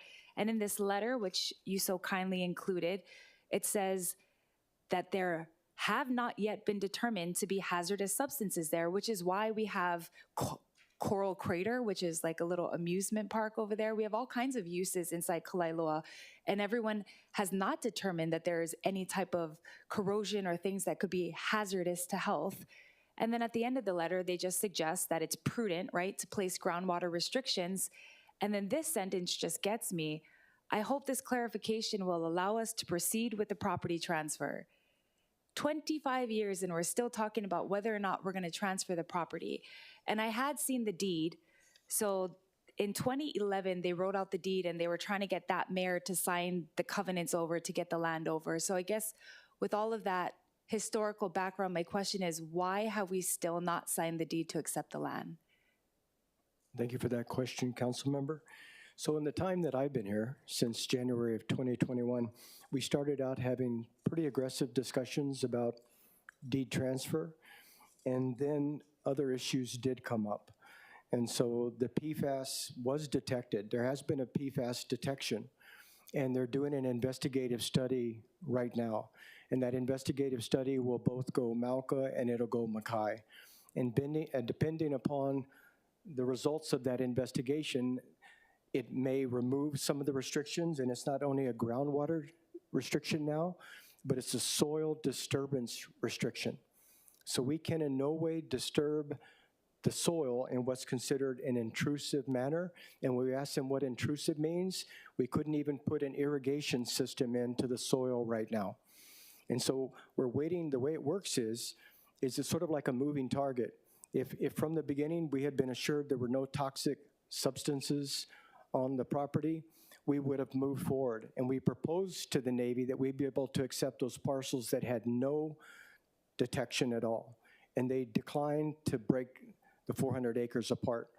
So for the ones that are coastal properties, we would have moved on those in 2021 or 2022. Laura Thielen was very willing to move on those properties, but the Navy was not. So when they started this investigation for PFAS, then we have to wait till the results come out.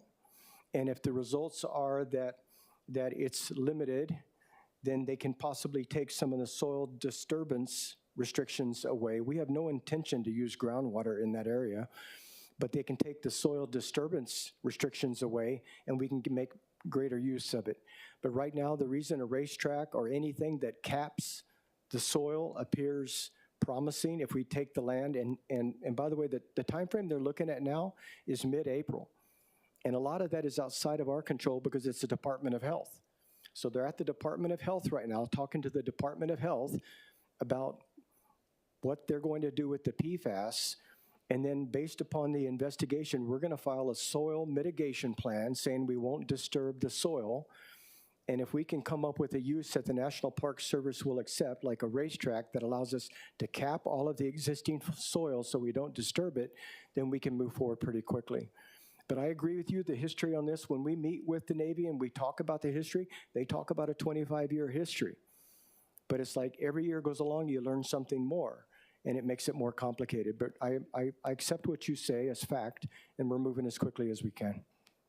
Yeah, and I'll just highlight that they did say that post-transfer that we would still be entitled to rights under the law that would give us the amount to protect ourselves. And I'm only saying that because I had to handle this in my district in one other Navy spot. We had to take PCBs out of the ground right by housing, and it didn't take this long, but I had to babysit every single piece of it until it was pulled out of the ground. I just am going to keep encouraging you guys to have pointed assignments and deadlines, because I do not think this one is as hard as the one that we had. I mean, the cleanup we had was all over the ground from different radio entities, and this was in Lualuale, that they had left there for decades that were corroding the ground. But we made a plan, we sat down, we were able to extract all of it, put up the screens, and it was right near housing. So I do hope that it can move faster than it has now. I've already heard the whole, it's with the Department of Health, and I have heard that for 4 years. I hope that the timeline can conclude itself, but thank you for your efforts. Thank you, Chair. Thank you very much. Councilmember Dos Santos Tam, do you have any questions on this topic? Okay, moving forward, I do have a few questions. First off, I want to just get clarification, because you did mention a racetrack, and I was just wondering if you could expand a little bit about that as it relates to Kalailoa. Yeah, I don't know that I can expand much more than to say that there has been demand for a community racetrack for some time, and this is an opportunity with one of the larger parcels among the 400 acres to deliver that to the community. It's not currently on the utilization plan for these lands. In other words, the prior administration, I believe it was the Caldwell administration at the time, filed a utilization plan. The National Park Service has been pretty open with us about a racetrack is not their preferred use for their lands when they turn them over to the municipalities, but they're willing to entertain that. And I think we can convince them that given the restrictions and limitations on the use of this property, that's precisely the best thing to put there. And we know that we have a big community that supports racing. We know that. I think the #1 event at Aloha Stadium was a monster truck event, the #1 event. And so what we talk about is we need to have places where our youth and families can go and can have a sense of pride and recreation, and I think that's a good opportunity to do it. But once again, we haven't had the community engagement, the meetings where we put this out there as a proposal, because we don't have full title yet. Once we get full title, once we go to the Navy, submit a amended utilization plan, and we decide that's where we want to go, we're going to have all of these discussions. Okay, and do we have a timeline for that? So right now, we're just waiting on the investigation results, the Department of Health to sign off, and then we're going to file our soil mitigation plan, and then post to getting the title. In other words, get title first, and right now we're on a mid-April, probably May timeframe for getting title. Once we get title, the investigation tells us the extent of the PFAS contamination, then we'll make some proposals. So I'm hoping it's within the next year. I mean, we have to go back to the Navy and submit an amended utilization plan proposing a racetrack. Thank you. I appreciate that update. And I know that members of my new, I guess the new parts of my district would very much be interested in that. And I also love to go to the monster truck racing at Aloha Stadium, and I have a lot of photos next to big monster trucks. Anyway, moving forward, members, I'll move on topics, but at the end of the 16 topics, we'll be able to ask further topics. Members, I will be combining 5 different topics, all relating to housing, homelessness, mixed use, development efforts and legislation of the state, as well as, because it's relating to homelessness, I think hopefully I can mention the healthcare component of homelessness, as well as the acquisition of land for properties for affordable housing, as well as use for city functions. I know that's a lot that I mentioned, but I'm gonna repeat it. So first off, it's the anything relating to housing, which includes the housing organizational structure, Department of Housing and Land Management, transit-oriented development, future development along Skyline, the mixed use development efforts and legislation at the state, critical shortage of healthcare, acquisition of land for properties for affordable housing or for city functions, as well as affordable housing and homelessness. If you want me to repeat that in the future, later on, please just flag me down and I'll be able to do that. That's once again 6 different topics combined together. So if you also allowing for members to collect their questions, and I'll allow for multiple rounds of questions from the council members as well. With that, members, please let me know, please raise your hands if you have questions. We have Council Vice Chair Kia Aina, Councilmember Dos Santos Tam, And Councilmember Tupola. Thank you, Chair. My question's pretty straightforward. I am pleased about the Department of Housing and Land Management being merged.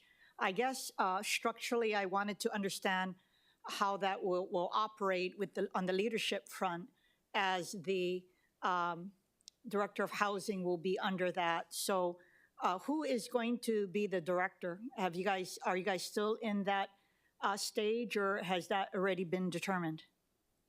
So, Councilmember, thank you for the question. That question has specifically not been determined. In other words, part of the process is that we propose a charter amendment to the council, and council has the ability to reject that. And so there's a process that we have to go through, and we believe starting from today, before coming to council, it's about a 15-month process. Okay. But once we get into the new fiscal year, we believe it's a 12-month process, so that the first funding for that would be fiscal year 26. And all of those things would be discussed. We've had very informal discussions about who would be interested in a leadership role in a Department of Housing and Land Management. And the mayor and I have reserved any comments as to the skill sets and the qualifications that we believe would best lead a combined department. So I just tell you, we haven't gone there yet, Okay. but we know what we would be looking for. Okay, and because you have two able people. That's right. Director of Housing is, I just want to make sure that, I guess, the flexibility of the Director of Housing under the mayor's office, and you're seeing it right now, they have skill sets to go across branches, which I know you could probably give the authority of the director, whoever that may be, of of housing and land management. I just would hate for that authority to report directly to the mayor be hindered, because time matters right now. That's my concern. So again, you have two able people, and then for all I know, I don't know how you guys are going to determine, how you guys are going to process that, but that's weighing on my mind. And the Director of Housing right now is doing an assessment based on the committee chair's resolution for the various housing infrastructure projects and things like that. That's all. So I'm excited about that. That's my only question. I think it's going to take a while, but we're going to do everything possible to be of assistance. Thank you. And Councilmember, can I just comment that when the time comes to make a proposal for the leadership of that department, I believe because it's a new department, those nominations would come to the council for confirmation. So you'll have a role in that as well. But I appreciate everything you've said today, and I think we're aligned 100%. Thank you. Thank you very much. Next, we have Councilmember Dos Santos Tam, followed by Councilmember Tupola. Thank you, Managing Director, for coming today. I know the mayor and the entire administration has been vocal on the need for affordable housing. I wanted to ask what the status was of the new housing rules that DPP had the hearing for back in January. So, Councilmember, thank you for the question. The new recommendations have been drafted, and they will be executed this week. And I believe there was a bill that was, for some reason, I think I saw a bill, 19, was it 19?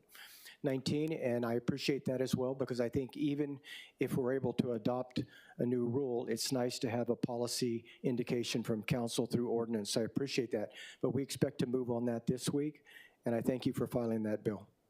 Good, thank you. I wanted to ask about some other policy changes. Bill 7 has been, thoroughly discussed. I think we're starting to see a lot more of these pop up. What other policy changes is the administration looking at surrounding the Bill 7 apartment program?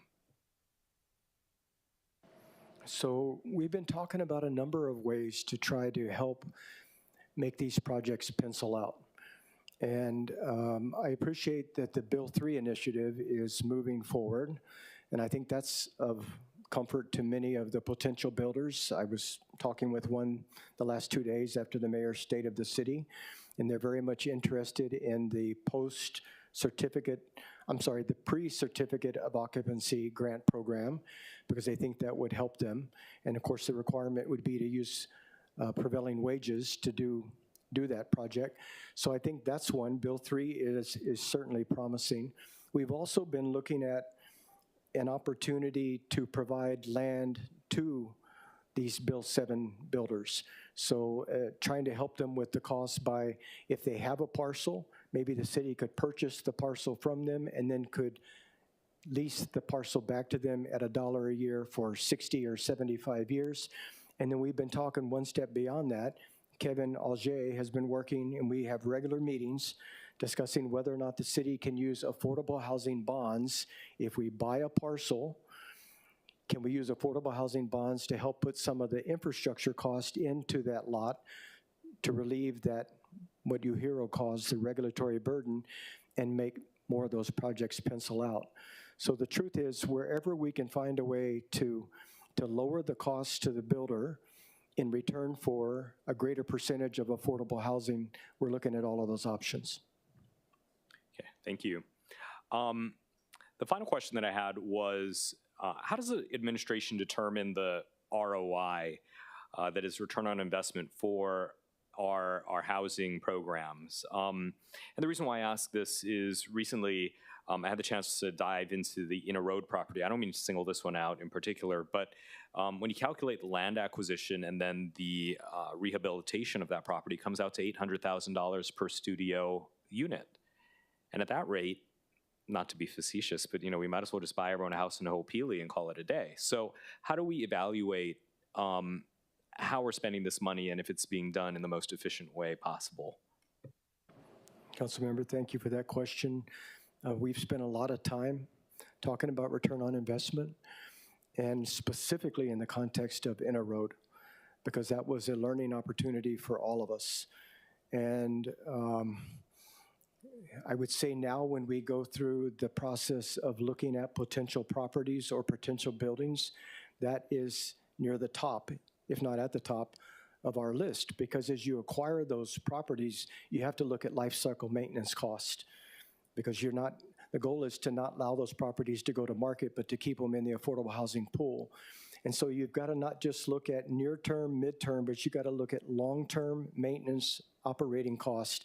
Otherwise, you get in a situation like the state did a while back, where they flipped those properties, and eventually they're going to come out of affordable housing status into market and displace tenants. So we do look at return on investment. And Inner Road was a project that we learned a lot from.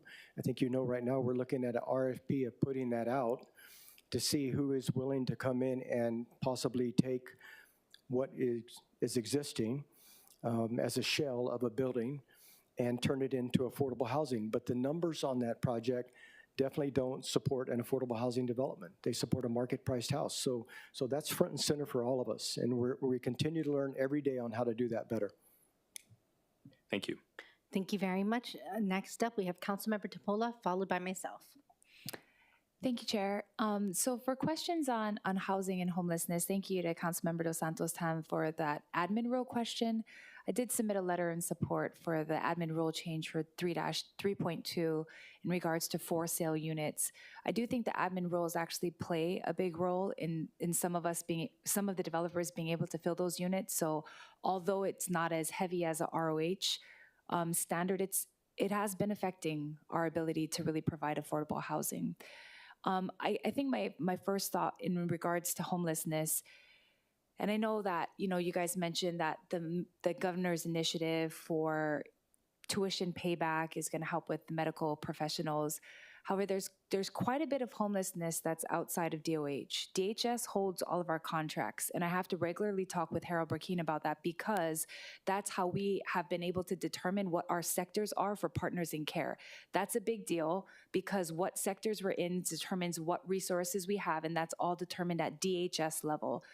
You know who else plays a big role? Public safety. I just went to my homeless outreach yesterday. 2 guys came straight from prison. So how we deal with rehabilitation from incarceration into the streets also plays a role in homelessness. And on top of just public safety and Department of Human Services, there are specific entities, and I'm just going to bring up the rent relief program, because that's actually part of it too. Is I think because we're running out of funds there, we have to really beef up what we're doing for Work Hawaii. And I met with them personally, all of the staff members and the directors, to try to get them more local businesses that they're getting people jobs for. When they first started working with myself and the community that was houseless that I'm trying to service, they were only giving them jobs in Campbell, Iwalei, like areas where their businesses were. So I had to introduce them to business owners in Waianae, business owners in Kapolei. These are the people who hire. These are the names of the people who actually do all of the processing of applications. So that's also part of homelessness. And I'm leading up to my question here, which is, we still haven't really seen a homeless plan. And now we have Sam Moku that's kind of over it for DCS. My encouragement and my suggestion is going to be that this cooperative effort is much more than just DOH and us. This has to be where we have to determine who's taking lead, right? Is if we're going to come up with a district plan, which is what I've done for my district, how we're operating. I'm building a co-op. I'm getting all the businesses involved. Every church that does outreach, they come and we all talk about the plans we're doing. This is how we're going to eliminate us bleeding out all our resources. Because the less we coordinate, and this includes CORE too. So this would be CORE, this would be DCS, this would be DOH, this would be DHS, this would be public safety. All of the people with all these pieces, I coordinate them in my district so that we stop wasting resources. And that's how we're gonna get to the goal faster. So I really think it would probably be best to have district by district homeless plans, and I can give you guys a template of what I'm doing. And it's not gonna work everywhere because Tyler has 1 million resources in his district. So his homeless plan will be way different than mine. He has IHS, he has, Punavai Rest Stop. Those are things I don't have, which is fine though. We have other resources. And then we can identify the gaps on where we need to go and then make a clear goal. If we have 4,000 homeless on Oahu, how we're getting that down to 2,000. Oh, I forgot to add, DFM and DPR are a big part of my plan too, because I'm restoring beach parks. So I talk with them regularly about what areas of the beach park are we restoring. This is why I'm so big on us making sure that DPR can do a SPO on their own without DFM, because I need DFM to do SPOs in other areas where I have canals and other things, and I need DPR to take care of parks. So this whole coordinated effort is only going to happen if we actually determine, here's the leader, here's the plan, this is what we're doing for this district. And I would gauge that probably the state would follow, meaning that like most of the guys I work with on the state, they're not trying to be in charge of anything big, but they are willing to take lead if we're moving certain places. So I'm hoping maybe that you guys can come up with a more specific homeless plan that maybe we can take a look at. CORE did tell us in our hearings that they would tell us how they're impacting homelessness, but that's just one pocket. Have you guys been working on any specific plan that we can review? So, Councilmember, thank you for the comments and the question. And the answer is yes. I think part of the organizational move to combine housing, which I think all of you know was under the prior administration, housing and homelessness. In fact, they did more homelessness than they did housing. Part of the move for putting housing into DLM is to confirm that homelessness is in DCS, and that'll be the lead. And what we've done in the last month and a half, and the mayor actually started this, he got everybody in the conference room just like we did for the Affordable Housing Working Group in 2021. The mayor got all of us into the conference room, cross-sector collaboration, which we learned from Bloomberg Harvard. And you might have been in our conference room. In fact, you were the other day. I think you might have seen on the board, all of both boards are full of homelessness initiatives. And it's to that point that you're making right now about getting everybody together. And I like your suggestion that maybe we do it district by district, because every district is different and has different resources. And I know Krishna brought up to me, and I don't know if he extended the invitation yet, but we wanted to invite you to come and speak to that homelessness working group because of your success on the Waianae Coast and talk to us about that. So we're open to ideas, we're open to doing things differently and better, and happy to work with you on this. There's nothing that you said that I don't agree with, and so I look forward to working. And I'll talk to them about a date for a homeless plan. That would be great. Thank you, Chair. Thank you very much. And just reminding members, after me, we can go into a second round if you have further questions as well. Okay, next up is myself. First, I have a question relating to the consolidation. First off, we've heard a lot of, one moment. I would like to appoint Councilmember Tupola to the Committee on Budget. Thank you, staff. Okay, forgot where I was. Okay, Managing Director, my question first is relating to, first off, we have two different budgets provided for the Department of Land Management as well as the Office of Housing. Are we anticipating a new budget that consolidates, even if it's a draft or proposed budget? And if not, can you explain why and or a timeline of when we would see this enacted? So, Budget Chair, my understanding is that in the current budget, the fiscal year 25 budget, we have $200,000 for planning the reorganization of housing with DLM. And that would be our only requirement in the fiscal year 25 budget. In the fiscal year 26 budget, that's when we'll have the full assessment about what may be required in a combined Department of Housing and Land Management, if there are going to be additional positions, what those positions would be, and how much they would cost. But for fiscal year 25, other than the $200,000 that is in the budget, I don't believe there will be a budget impact. It'll be a year of learning, discussing how we do this, leading up to a fiscal year 26 budget proposal. Okay, you answered my next question. If we see that there will be any cost savings to combining both departments, and we do see for both the need for additional positions, and so are both office and the department's need for additional positions still necessary for this fiscal year then? So I would like to reserve some comment on that and go back and do an analysis of that. But my understanding is that DLM will basically be unaffected by the adding of Office of Housing to the department. It'll stay the same, and I believe the positions and the request to fill their vacancies remain the same. For Office of Housing, which will become part of the department, they will either need to be pulling from other departments that currently do some of the functions, or they'll need to establish positions in that new department, and all that would be in fiscal year 26. So I'll give you an example.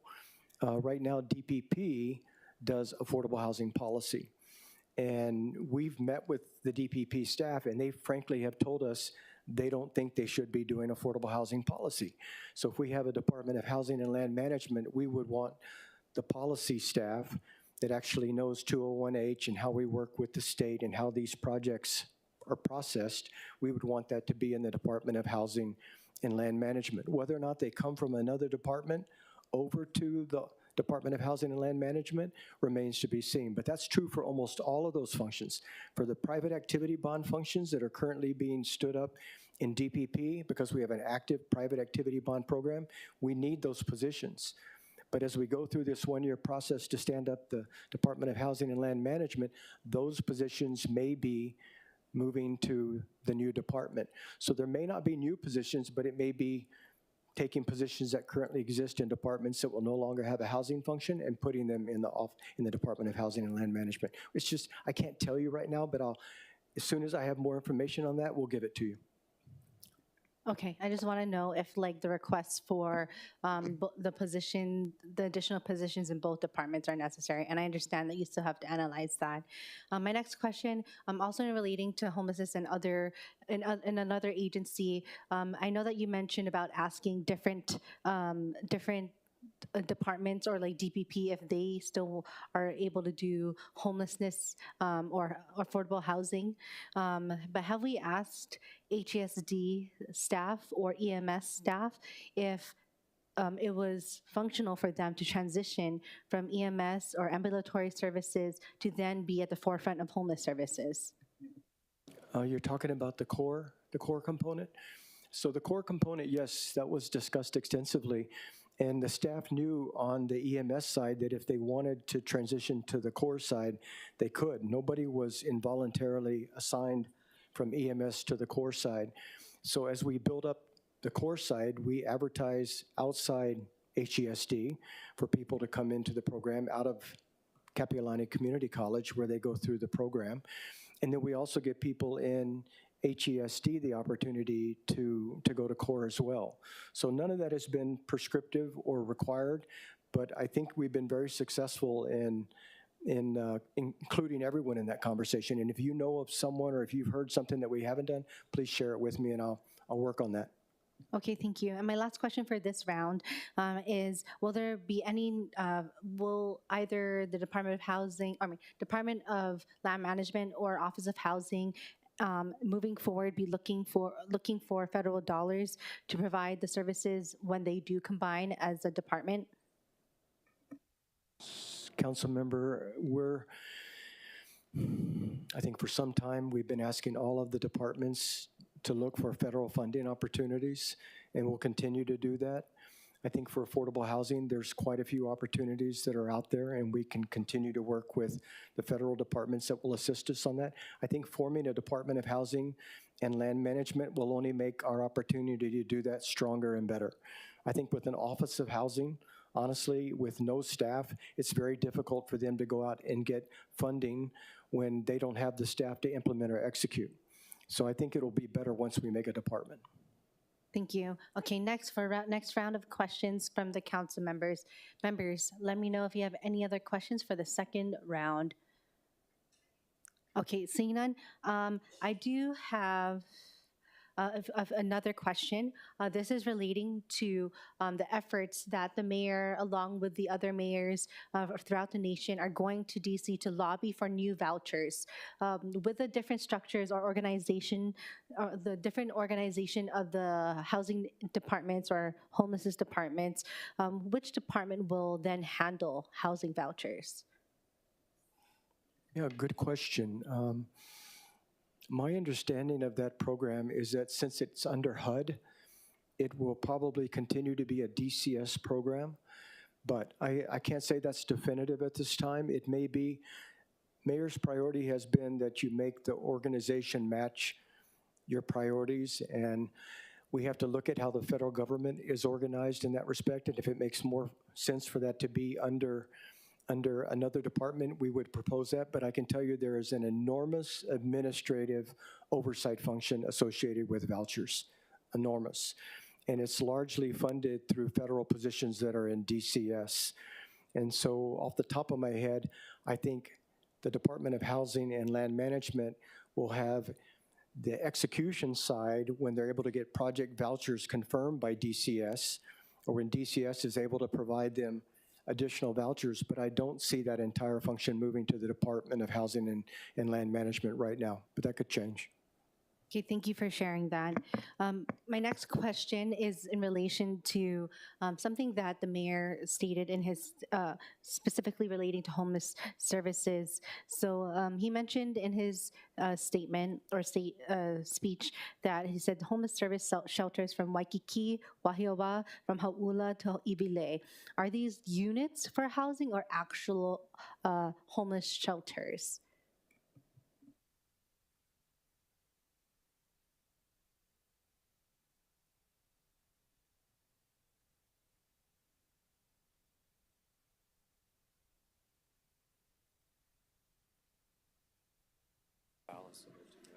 Budget Chair, thank you for the time to talk to the Deputy Managing Director. I'd like to follow up on that with you. I think the mayor was combining different programs. So DCS has been working on the Hauula project, and then Waikiki Vista is a program that DCS is also lead on. They're the ones who brought in Catholic Charities and are currently working with 4 floors of units there. So I think they're different programs, but I'd like to get back to you and confirm that. Ibile Center has been both HESD and DCS, and that's to make use of that property for the 3 interim years. So I think it's a bunch of departments working together, but I'll get back to you on that. Thank you very much. I really appreciate it. Members, any other questions for round 2 of questions relating to all the housing, homelessness, or housing organizational? Nope, seeing none. Okay, we can get back to that after. Next up, anyone have any questions related to regulatory burdens, barriers on the city? I think it was really interesting relating to the infrastructure mention as opposed to the just providing the land. Are there any questions about that? One thing I do want to note is, I understand that as a council, we did want to see that the state provide the infrastructure funding in the proviso that was adopted by the city council. Are we able to have an update on such funding matches or support from the state since that proviso last year? Yeah, thank you for that question. So I think you're talking about the three specific $2 million appropriations. One was for West Oahu, one was for Halava, and one was for Iwilei. And when we initially made that proposal, it was not tied to a match by the state. And the reason for that was that the state had largely moved ahead of the city and county with its own studies. And what we saw then when the proviso was put in requiring a match was that we had to look for opportunities that the state was currently on the same time, sort of this time plan that we are. And we found one with HCDA for a project in Iwilei for electrical utility. And I have to find out from Kevin Auger where we are on that, but we offered them the $2 million on the planning portion of that project, that infrastructure project, because it would serve our Iwilei community and it would go all the way down towards Mayor Wright. For the Halava one, we went to the Stadium Authority and we offered the Stadium Authority the opportunity to receive our $2 million for the planning portion of the stadium and the affordable housing community and commercial recreational community that would be at Halava. But all of that is up in the air now, you know, with proposed legislation that would potentially change that. So we haven't had any takers on that. And for West Oahu, we're still looking for opportunities to get the state to match us on that, and I think there might be an opportunity there. But the difficulty in that, and I'll be very honest, we respect the council's decisions, but we would have preferred not to have had a match there, because then we could have gone independent of the state and done planning on West Oahu for our projects on our lands and not been held back by them. And right now it's just difficult to get them to match our $2 million. Thank you for that response. I really appreciate it. You know, it's really shocking when we have state legislators who don't even represent the Halava area proposing that we stop a project that has already been taken so long to get and just, I guess, understanding and acceptance from in my district. And so I know relating to House Bill 2664, did the city administration provide any testimony relating to that? I don't believe we have. I think because we have active bills in the legislature that we're very much interested in, we try to exercise restraint and not divide or alienate people that we need their votes. So if there's something that we don't feel like we have a direct vested interest in, we try not to, you know, take on every battle. I see. I mean, for me, it kind of also relates to a lot of the need for the units that would be that would show up in Halava and then redevelopment, but also the infrastructure that is needed. And it's not just the infrastructure just for the stadium in that area itself, but also the surrounding neighborhoods. You know, right there, we have Pearl Harbor, we have growth that's happening there. It's just necessary there. And for it to stop, I can just go on a soapbox about it. It's just really scary. And so I know that we as a city we want to ensure that we let the state do the state's thing, but also it affects our efforts at the same time, infrastructure-wise, especially in this manner. So I think it is important that we do talk about it, whether it is to be like a strong stance relating to it or not. But it really bummed me out seeing that. So just as the council member of the district. Okay, with that, members, any questions relating to regulatory burdens, barriers on the city? Okay, moving forward. Give me a moment, everyone. Okay, next up is a redesign of Iwilei Station for connectivity. I know that the managing director showed exactly the mapping that is necessary and explained how they are working with HART to redesign the station so that there are connectivity from Ka'ahi to connect Dillingham to Iwilei as well. But other than that, Are there further questions? Maybe the council member of the district, Councilmember Dos Santos Tam? Do you have any questions or comments about redesign of Evilay Center? Station? I'm sorry. Not at this time. I think that this is something we're going to keep looking at over the next few months. So not at this time. Okay, thank you. And also, the managing director gave a little plug to both of us who are speaking tomorrow at the Skyline Summit. Okay, so thank you for that, managing director. Next up, we have Rent and Utility Relief Program. Rent and Utility Relief Program, folks, members, are there any questions relating to the program? Okay, as I think was mentioned by the Office of Economic Revitalization, they mentioned that the program will continue only as much as the city administration, the city council, and allows for the need to occur. So do you have any further things in addition to that besides what I just mentioned? Budget Chair, the only thing I'll offer is that we expect, as we finalize the SLFRF projects, and I'm talking principally on the administration side, because I believe on the council side, we've been pretty clear, and the council's been clear about the $40 million, but we expect that there will be additional funds coming back over the $80 million that we put in the budget. And I can't tell you whether that's going to be $5 million or $20 million, but when we come to council with that number, we are going to ask, I think, that a percentage or a portion of that be put into the rental and utility relief program. So we've been always talking about another $5 million because we think that program is so valuable for keeping people housed, and it would extend it longer after coming out of COVID and allow people to get on their feet. So that's about all I can tell you right now, but I expect to be coming back within the next 1 to 2 months with some numbers. Thank you very much. Members, any other questions? Rent and Utility and Relief Program. Okay, very much. Thank you very much. Moving forward, we have public safety, which does include a number of agencies, which includes HPD, HFD, HESD, which currently includes CORE, Health Services, Ocean Safety, and EMS, and then we also have Prosecuting Attorney's Office. Members, do we have questions for public safety? Okay, we're going to have Councilmember Tupola, followed by Council Vice Chair Kia Aina, followed by Councilmember Tolba, followed by Councilmember Dos Santos Tam. Councilmember Tupola. Thank you so much.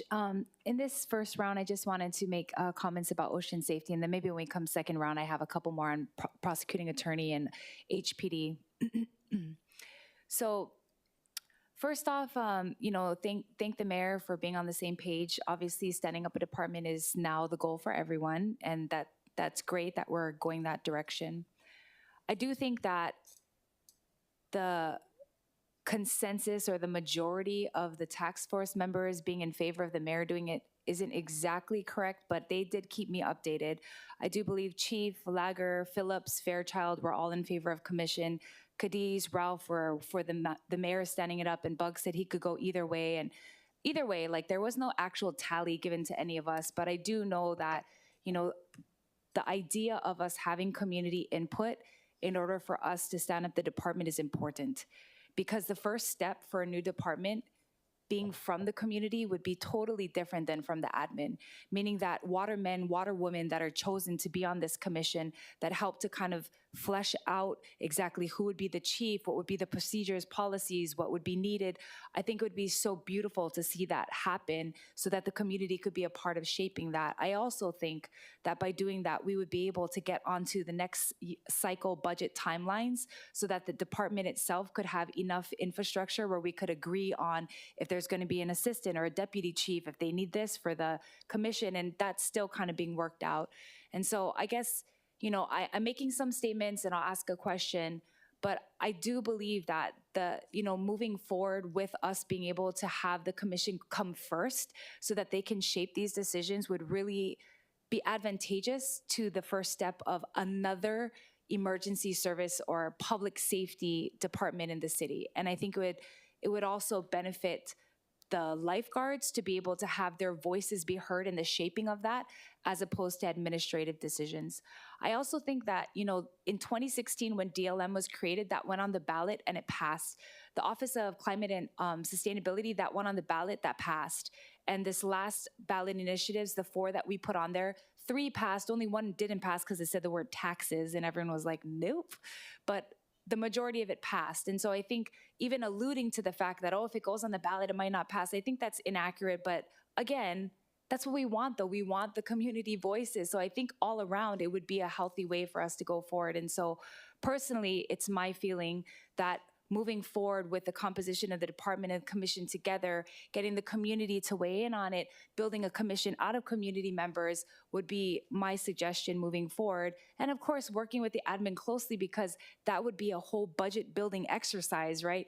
Exercise of building in what positions go where, and the commission could have a part in deciding that, and then that could be ready for submission for budget, for budget cycle next year. But I just wanted to kind of share those thoughts and, see if we can't have some offline discussions about just the structure inside the department, because I think that would help us to move this conversation forward. So if put on the ballot and if passed, we already have all of that figured out. So what are your thoughts, MD? Yeah, thank you for your comments. I appreciate that. I think I just want to start by saying the mayor has an unwavering commitment to a standalone Department of Ocean Safety. And so how you get there involves varying risk. And I'm not saying that those risks are unhealthy or bad, but they're risk. And it also affects the timeline. So I think if you go the commission route, and as you suggest, the commission is going to play an active role in the formation of the department, you're talking about delaying the formation of the department for probably another year. Because now you would have to stand the commission up first, which is a charter change, and then you would have to establish rules and regulations for that commission. Then you would have to go out and recruit commissioners. They come through a council approval process, and then you would have to sit down at the table with those commissioners to engage on what that department's going to look like, including picking a director. And I think what that adds is it adds at least a year on to the process. And we've been open about that. And if the community that wants a separate Department of Ocean Safety is willing to wait a year for this process to take place, then so be it. The people speak. I mean, that's part of democracy, is we let the people speak. But the charter was written specifically to provide a second option. You didn't have to go to the people when you knew what the answer was. You didn't have to go to the people and ask them, do you want to form a separate Department of Ocean Safety, which the charter amendment may not mention the word tax, but you've already had people go publicly out there saying, don't do it because it's going to cost more money, Natalie Owasa and others. So we look at it from the viewpoint of, if you know what your end goal is, and the people have already adopted a charter that gives you 2 ways to do that, the people have already spoken. And the mayor has the ability to do that under his authority. And if what you want and certain members of the task force want is a commission that actually appoints a director, then you can have a charter amendment that simply limits it to forming a commission on a department that already exists. So I see you can go both ways. I really do.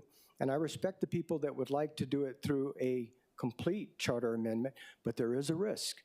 And the risk is that if the voters decide no, for whatever reason, might be uninformed, then the mayor would have a hard time going against the will of the people.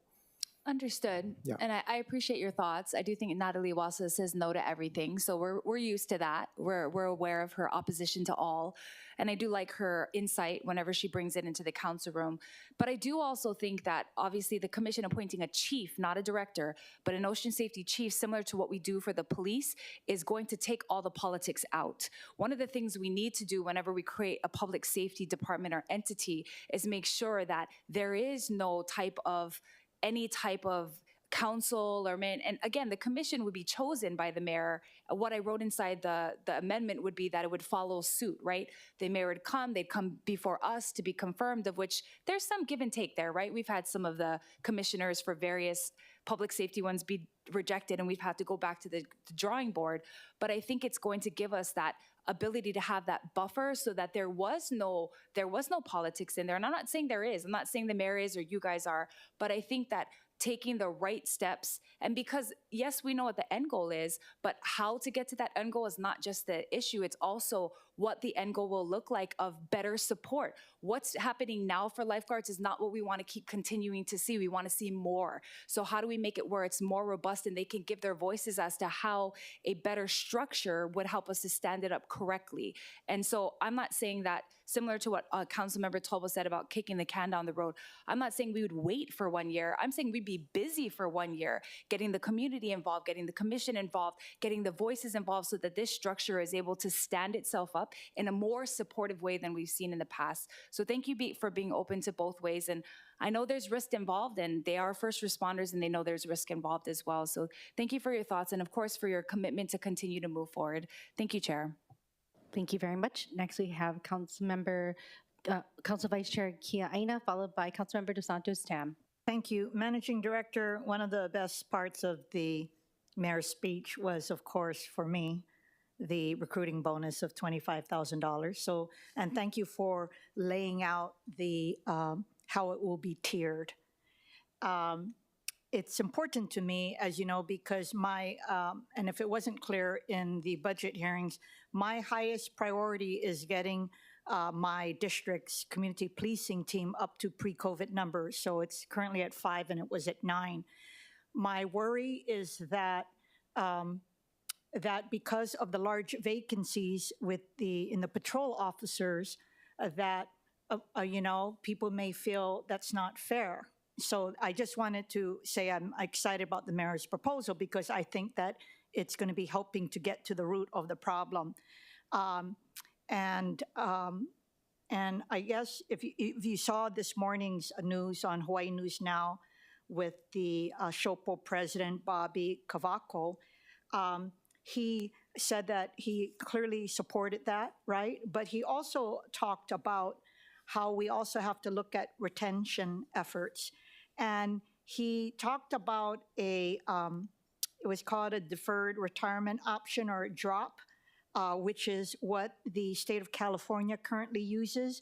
And what it does is it says that if a police officer reaches 25 years in the force and they retire, you give them the authority to collect retirement, but continue working up to 5 years.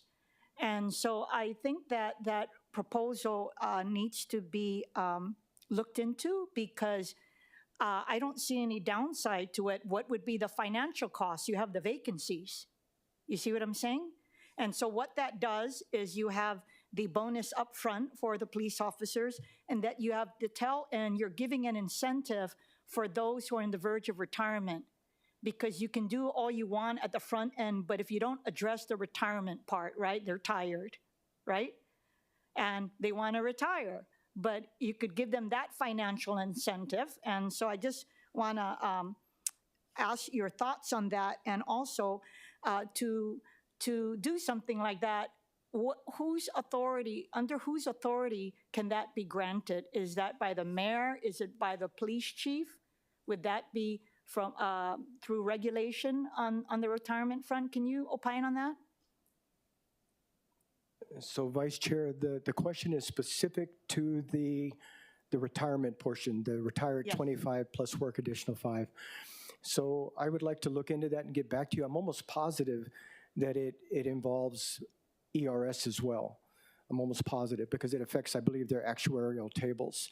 So I think there would be probably a lot of people at the table. I'm not sure that it would involve the state at all, but other than ERS.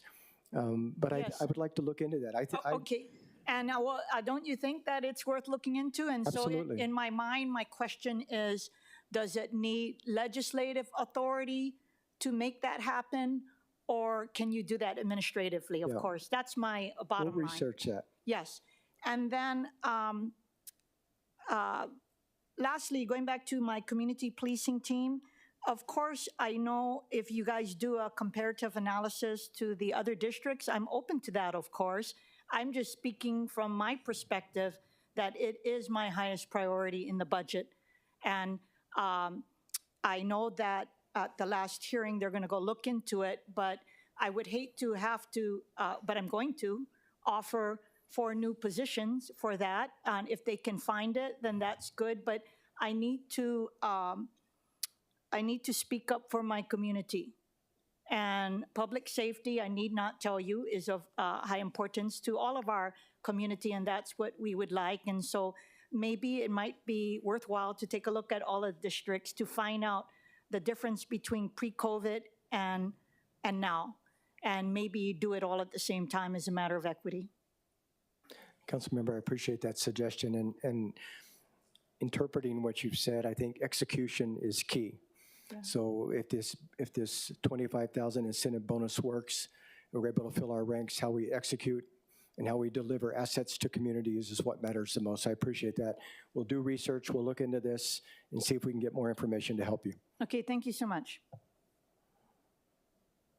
Thank you very much. Next we have Councilmember Dos Santos Tam.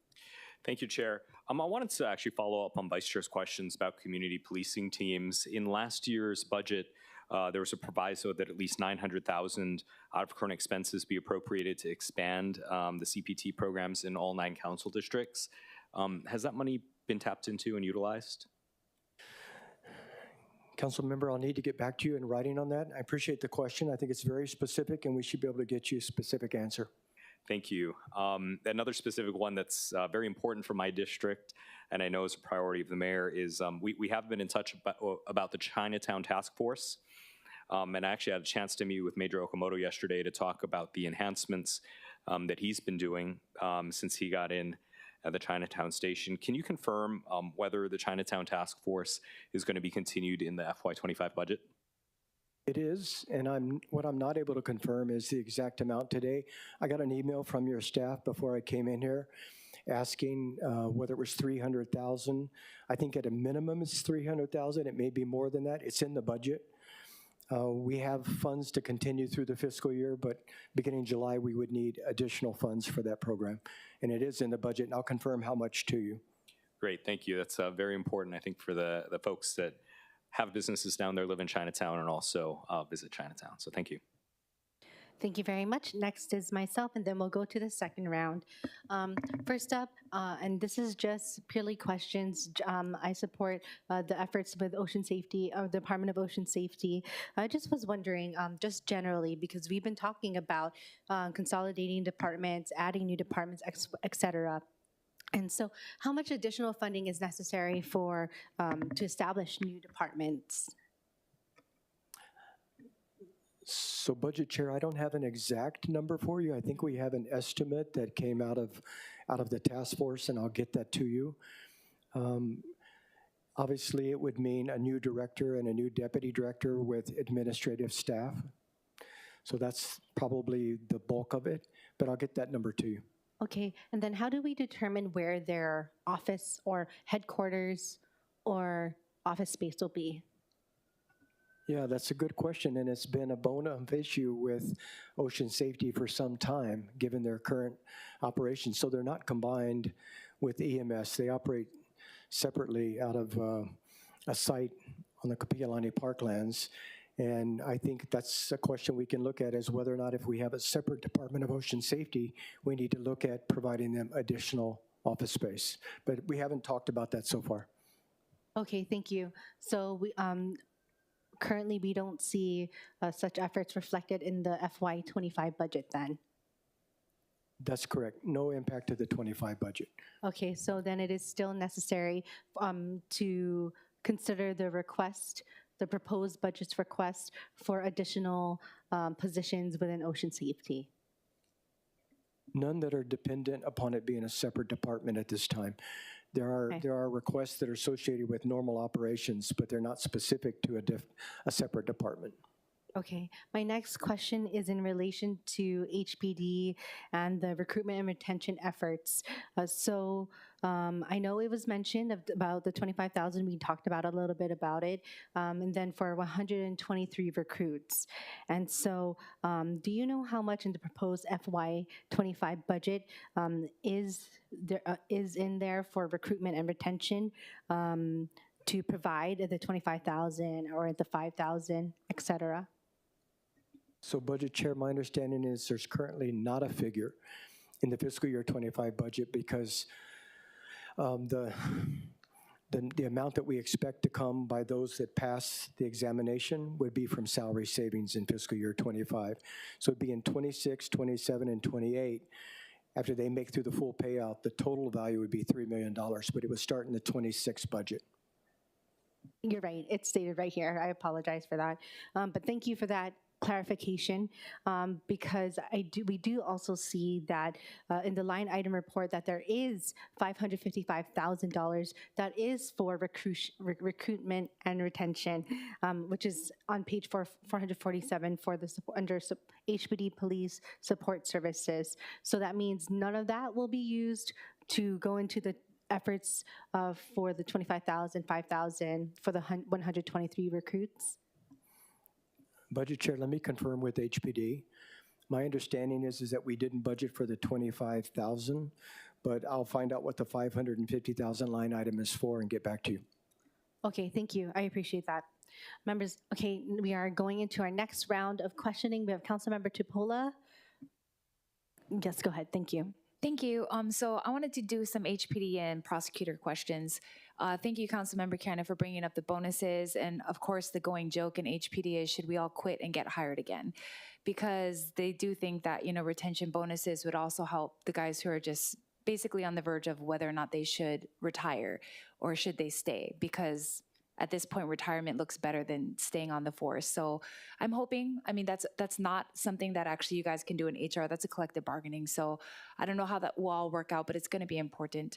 I did also want to say thank you for, you know, the releasing of the $300,000 for the second floor of Waianae Station tonight at Honolulu Neighborhood Board. They want to talk about it. So I have all the updates from HPD on how far along we are as far as the live scan machine and the second floor. So that's progress. You know, honestly, there has been progress there from having the station be kind of stagnant. I think that, and I'm hoping that over this maybe year, that maybe the bonuses will affect how much new recruits we have, then we can further talk about whether or not the deficit is being plugged up. Because, you know, with over 400 officers short, if we get it down to a more reasonable number, then can we talk about more coverage? Because we do still need more coverage, which I know I need to patiently wait until we have less of a deficit. My concern about, I guess, the prosecutor's office is the amount of people leaving. So we've had tons of prosecutors transition over to working for the Attorney General's office for different reasons. Tomorrow at the Ways and Means hearing, they're going to be talking about cutting $1.4 million out of their budget for victim witness protection. And it's a long story, but you know, the prosecutor's office is trying to give them back all of the state adjudicated cases to the AGs to process. This would be like phishing violations, citations that happen at the airport that were given by a sheriff. So cases that pertain to state type of laws, they're trying to give back to their Attorney General's office, which is only about 600, which sounds like a lot, but we're processing 14,000 on the prosecutor's office. So I guess my thought is, one, what is the administration's position on how we're gonna, I'm not saying they're at the level of police deficiency, but they're starting to be very deficient in the prosecutor's office, and that's becoming an issue because once you do arrest, and if you can't prosecute or you don't use the full 48 hours to try to file charges, then basically that person's back out on the street. And then people think, oh, the police aren't doing their job, but that person was just arrested, but now they're back out because we just don't have enough prosecutors. We have the state trying to cut our funds as well. So one, what did you guys step on trying to fill those positions? And two, is it important enough for you guys to testify at the Ways and Means and see if we can get it inserted back into the state budget? Councilmember, thank you for those questions. I'm going to say, and Andy can correct me if I misspeak, but when Steve Alm has come to us in the budget process and requested higher salaries for the prosecutors, we have always given them money. And we even gave them salary raises potential, because obviously it's administered by the department, but before we gave it to Corporation Counsel downstairs. And that in and of itself creates an inequity. So we have an equity between prosecutors on all the counties. And when a neighboring county, Neighbor Island County gives 20,000 more to prosecutors, you're right, some leave here and they go to Maui. They do that, they follow the money. but it created inequities between Corporation Counsel and the prosecutors as well. And so it's a bigger problem than just the prosecutors, but I can tell you that we understand the value of the prosecutors, and to my knowledge, we have always worked with the prosecutor's office, giving them the salary ranges that they need to recruit and retain their staff. And I'll just check with Andy to make sure. Andy says thumbs up, because we understand the value of that. So I appreciate that we share that. For testifying before Ways and Means, I need to learn more about that. I'm happy to look into it.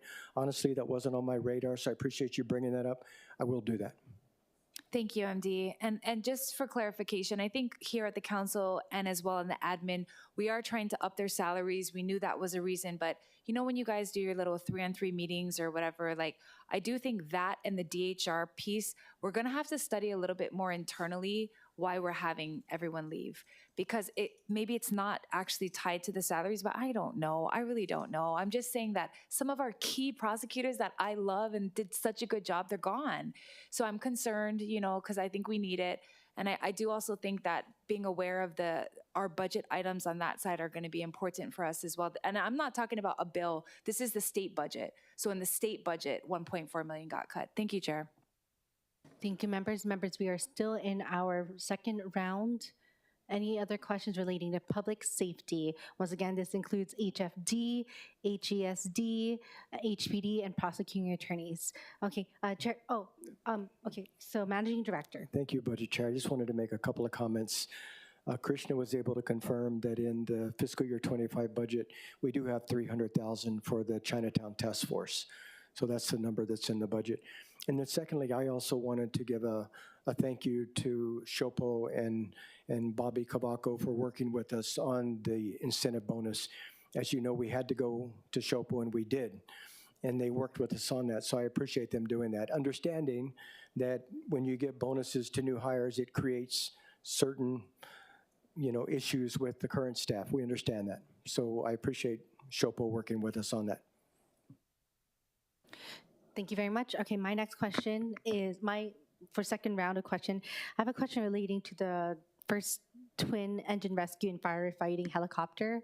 I kind of saw the writing on the wall when during a public safety committee hearing, we had a discussion or an informational briefing from HFD about tackling the Mililani Mauka, the fires that occurred there, and then the need for different aircraft or air vehicles. So when they went into details about the types of aircraft that was needed, and then also how long it took, I was like, these are going to come down the line, and I definitely saw it, and it's definitely here. So my first question is, are these military grade that we won't have to rely on our partners from the Army who did help us a lot? Or is this just in addition to what we have, or replacing what we have? Yeah, so it's in addition to what we have, and I don't see it as replacing the need for military assets depending upon the size of the fire and the location of the fire relative to communities. The military has specific rules and regulations on when they can call out military aircraft to assist. And I'll say that that's another instance of where the military has worked well with the city and county of Honolulu in assisting us. I'll just give you some anecdotal information that I got from the military and from HFD. But if we go from one of our single engine helicopters, which can carry a 100-gallon bag of water, to this multi-engine, which can carry 300 gallons, you can do the math to figure out how many less trips you have to make to put out more fire. But even at 300 gallons, that's nothing comparable to what a Chinook from the military can put out and can carry. I mean, it's exponential what they can do. But it also has other issues. The Chinook blades flame the fires. So when they have to get low enough to drop the water, they actually can flame the fires from all of the wind disturbance from the rotors. So HFD works on that before they call out for those kind of assets. But bringing on these multi-engine Helicopters will definitely increase our capacity to firefight, our capacity to safely operate, not hanging people by a wire when we remove them off a ridge. And I think it provides greater safety for our firefighters. Thank you. You know, with reapportionment, I now have ridges up to the tip of the Ko'olaus, where I meet Councilmember Kia Aina on the windward side. So my question is in relation to the fees that are always proposed about people who are rescued or such. And I don't know if there's any possible rules or regulations to determine who would then pay upon being rescued. And so I wonder if that's being taken up. I know it's been discussed, but I don't know that the issue has come up relative to the new twin-engine helicopter, but I can ask HFD. Okay, thank you very much. I really appreciate that. My next question is also still related to the twin-engine helicopters or any other aircrafts. Is where will they be housed? Because I know that we are then transitioning to Kalailoa from the HFD hangar near the Honolulu International Airport. So, do we have space and capacity to house these aircraft? So let me check with HFD. I talked to Chief Howe and Chief Samala about that. My understanding is that there is an interim solution. We do have capacity to house the new helicopter. There's an interim solution, and then there's a long-term solution. And that long-term solution has to do with a new hangar. But I understand that the facility that they're currently leasing has not been made available to us to acquire. But I don't think we're going to have a situation where this asset is not going to be hangared. Okay, understood. Thank you very much. I just want to note that when we had issues with the hangars, that it caused, I guess, rust really quick with a lot of the aircraft. So hopefully that we won't have that issue where aircraft is not hangared. I don't know what term that was. Okay, thank you. Members, any other questions relating to public safety? Okay. Thank you. I would like to now reappoint Councilmember Tupola to the Committee on Budget. Next, we will go on to the topic of, where were we? Public safety. Okay, Department of Planning and Permitting. Okay, so we are now moving to Department of Planning and Permitting. Members, do we have questions for the first round of questioning? I know there's a lot, or if you need more time, I can also try to take time up. Okay, let me take time up. Okay, first off, I understand that both clarity, I hope I'm saying this correctly, clarity and posse were taken up. And I was wondering if there's a transition time, is there like a consolidation of both programs and how that's going to help support each other, or if it is going to? Budget Chair, my understanding is that there is a transition period, and I believe Director Don Takuchi Apuna has told us that's an 18-month period, and they're currently working with the software vendor on that. They have people in place to help. It's a training program. It's understanding how the software works. It's incorporating our existing systems, our e-plans into that software. So there's a lot involved, and the goal is to do it with minimal, if any, disturbance to existing plans and applications. So that's a long process, 18 months, but they're determined to get it right. Okay, thank you. And has that started already then? Yes, it has started. Okay, and then do we have an updates, because as mentioned in the State of the City address about about artificial intelligence being used to screen applications, and the mayor mentioned about the streamlining of this pre-screening time to going from 5 months to 5 weeks or so. Are there any outliers, and has DPP been able to determine if there's any way to address those outliers? Sure, I appreciate that question. So I think everybody knows what happened is when they use the AI technology on the pre-screening, it basically reduced that first bottleneck, and everything moved in to this second and third bottleneck, which is the residential commercial. And that's what we're dealing with now. So those are the outliers of reducing the pre-screening bottleneck. What Mayor talked about in the State of the City was that we hope to go further with the artificial intelligence, and he said a phrase that was very important. He said that artificial intelligence is being looked at to assist but not replace staff. And that's the discussion that we've had with Randy Pereira at HGEA. We're not looking at artificial intelligence systems which will replace our staff. We're using it to help them do their job better. And the director has told us that from what they're looking at out there, the potential efficiencies associated with artificial intelligence are significant. But it would to help the current staff in DPP do their job quicker and better. So that's what we're looking at for artificial intelligence. Okay, thank you. Just a comment, of course, on like Facebook, I'm a part of all these groups where we see that, people have waited 600, 500 days for their permits. So hopefully we get to see a change in tune, maybe. I'm not sure, but that's just a comment. But I do have other members that want to ask questions. Okay, so we have Councilmember Dos Santos Tam, followed by Councilmember Tupola. Thank you. One of the issues that continues to plague DPP, and first of all, actually, let me say I want to compliment DPP's short-term vacation rental enforcement branch because they've actually done an excellent job for the short-term rentals in my district in cracking down on them. The challenge, though, is on the collection side, and I know we have a collection agency. We're actually hoping to get a little bit more clarity as to their progress, and I hope that it's good progress.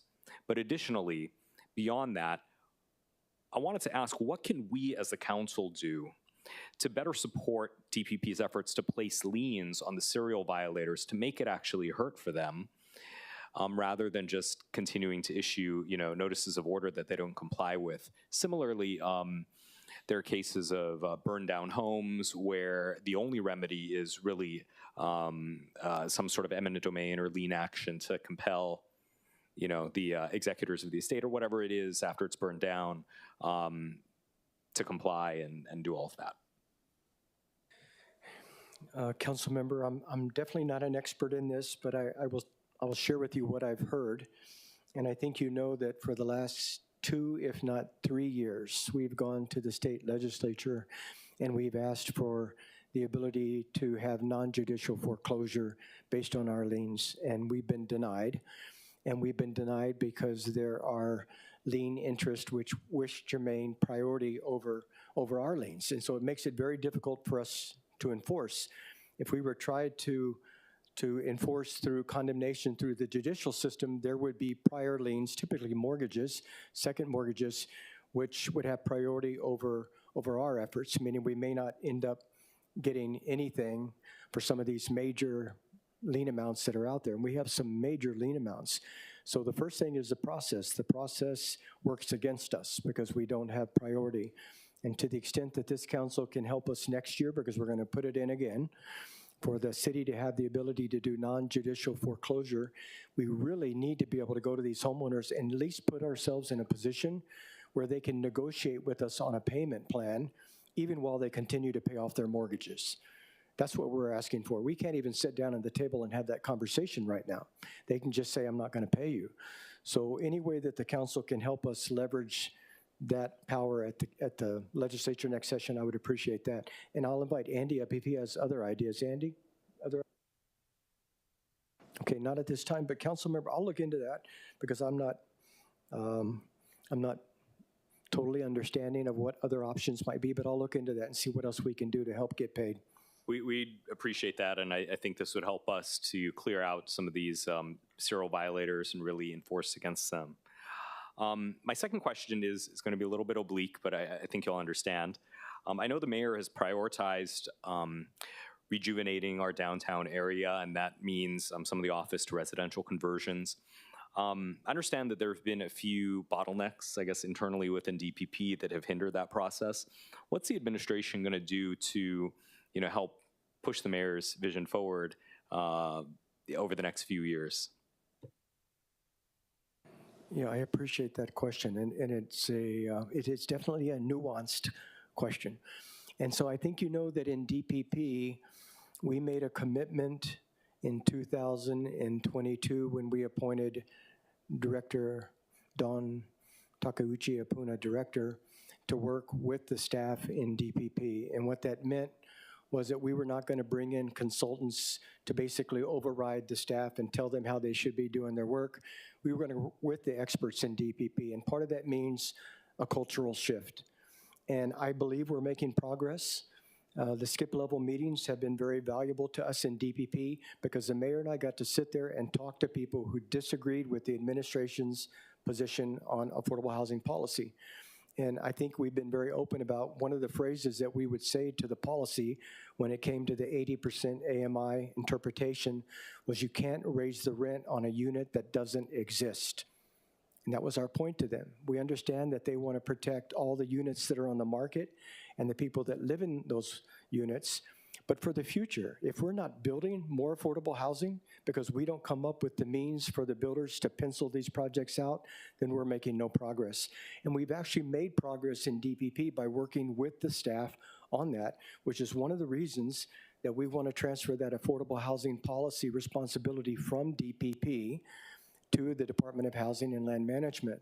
So there's many instances like that where we're actually working. Dawn is great in trying to work with the staff to get them to understand that sometimes there's a different way and that may be a better way to do things, and you just have to accept change. And the mayor talked about that in the meeting as well, that a willingness to accept change is difficult for some people, but we're going to work our way through that. So we're committed to do that, council member, and unfortunately, cultural change and changing people's views on things sometimes takes longer than expected. But I think we're making a lot of progress, and I value the staff and the expertise that we have in DPP, and so does the mayor. Thank you. Thank you very much. Hold on one moment, folks.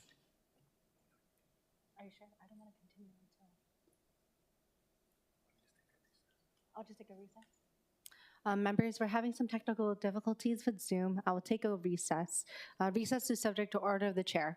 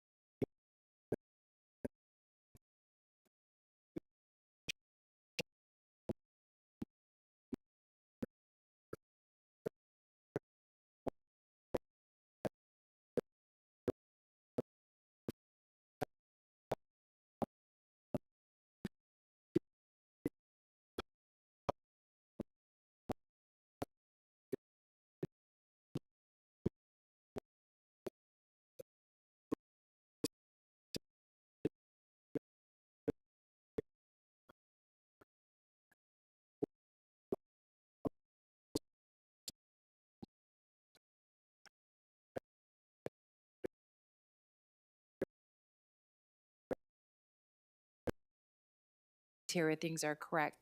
I would also say that I'm not in favor of continuing to charge people things, because I do feel like there's got to be a mid ground. And I'm not saying that it's on the architect or the developer fully and it's not on DPP staff fully. There's a mid ground, because I would say that a handful of permits of people that I have helped, like, to be honest, there was some fault on our part as far as not communicating clearly, letters getting sent to wrong addresses, people not answering phone calls, emails not being responded to. And so I think we do have to also take our own, accountability, which I was excited when Dawn announced that the new system would say who the permit has stayed with the longest. Because, I mean, at this point, it's just pointing fingers, right? I waited for this. So again, I'm not going to go through the weeds on all this. I believe every time I've been in a meeting with you and the mayor, I've always agreed on your positions on what we need to get done here. So I just hope it gets done in whatever we can do. But I do think part of our job is to bring to you guys as much of the real interaction as possible, the rub that we see with our constituents in them, so that we can fix it in real time. But thank you for your commitment. Thank you, Chair. And Council Member, if I can just say I appreciate those comments and agree with you. And I do want to make clear that we believe accountability on everybody that's in the system. So accountability on DPP, if it goes out for third-party review, Board of Water Supply, Fire, SHPD, accountability on their part, and accountability on the applicants and their design professionals. And I think if we get everybody to just assume a little bit more accountability and responsibility, we'll see significant progress. Agreed. Thank you. Thank you very much. Next, we have Councilmember Tolba. Thank you, Chair. Quick question, Managing Director. Is a 10% increase for DPP already in the existing budget? City engineer, for the city engineers. Is that I'll let correct? Director Kawano speak to that. Off the top of my head, I'm not catching that. For the record, Andy Kawano, Director of Budget and Fiscal Services. Councilmember Tobo, if you're referring to the engineer pay increase, yeah, it is, along with those other departments with engineers that are being counted. Awesome. Thank you, sir. Thank you very much for that follow-up. That was actually one of my questions too. Okay, Council Vice Chair Kia Aina. Thank you. I actually don't have any questions, because we work closely with the Department of Planning and Permitting on a multitude of issues. And I am pleased with what the director and her team has done, both for processes as well as, long-term planning, policy issues. The only comment I would like to make, I know that, technology, people, process, and technology. You guys put personnel here. I like people better. People is a broader term. But I think that where she needs support is in the code review section, of course, of the permitting process. And I do know that funds have been reprogrammed under the ARP funding, and it's just about, the contract is about to go out. So in my mind, if there's any effort to put all your energies, it's there, because I envision seeing an increase probably within the next 3 months. I mean, I know the mayor talked about a year, but I think once it starts, hopefully you guys continue the momentum, and hopefully we'll see some relief in that part of the process. I think there are a lot of people who may have misunderstood what no backlog meant. But I think most of us who have been following the process knows that it meant the pre-screening section. However, I am optimistic that that we're going to make some headway, giving all of the tools that the director is going to be utilizing. So that's all. I just wanted to flag that for me, that is where you got to focus on, both for residential and, of course, commercial applications. Councilmember, thank you. And I think in his speech, Mayor used the word people. So sorry I got that wrong. Thank you. Okay, so we're in our second round of questions. And so back to me, I have 2 questions. First off, and I guess it's not super budgetary related, but I guess kind of in a way where it relates to a lot of our plans, in the Committee on Planning and Economy.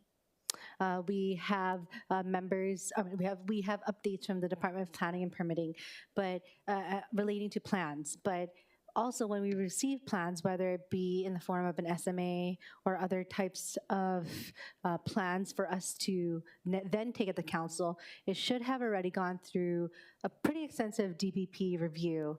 And so, at the council, we then bring up, we can't keep getting these haphazard reviewed documents. And sometimes, I've said before that I wish I could just send it back to either the commission or board that it came from that's under the purview of DPP.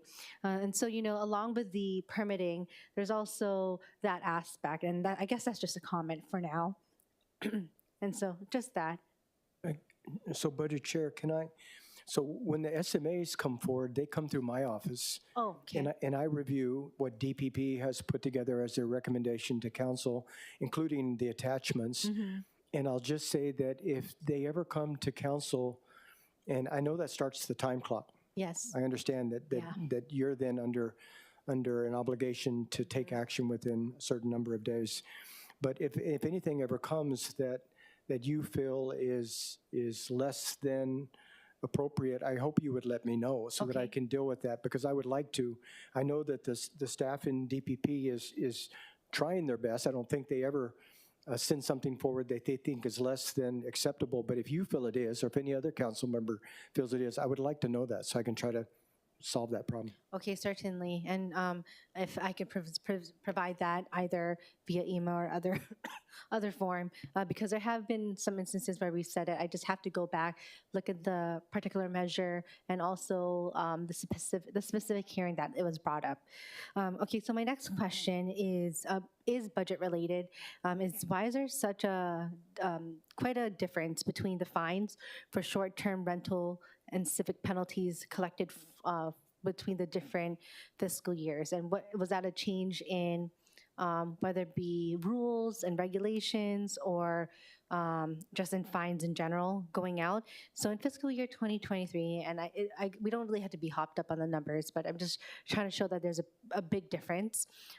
There was the actual amount collected of $152,986, while in fiscal year 24, there was an estimate to be collected at $773,000.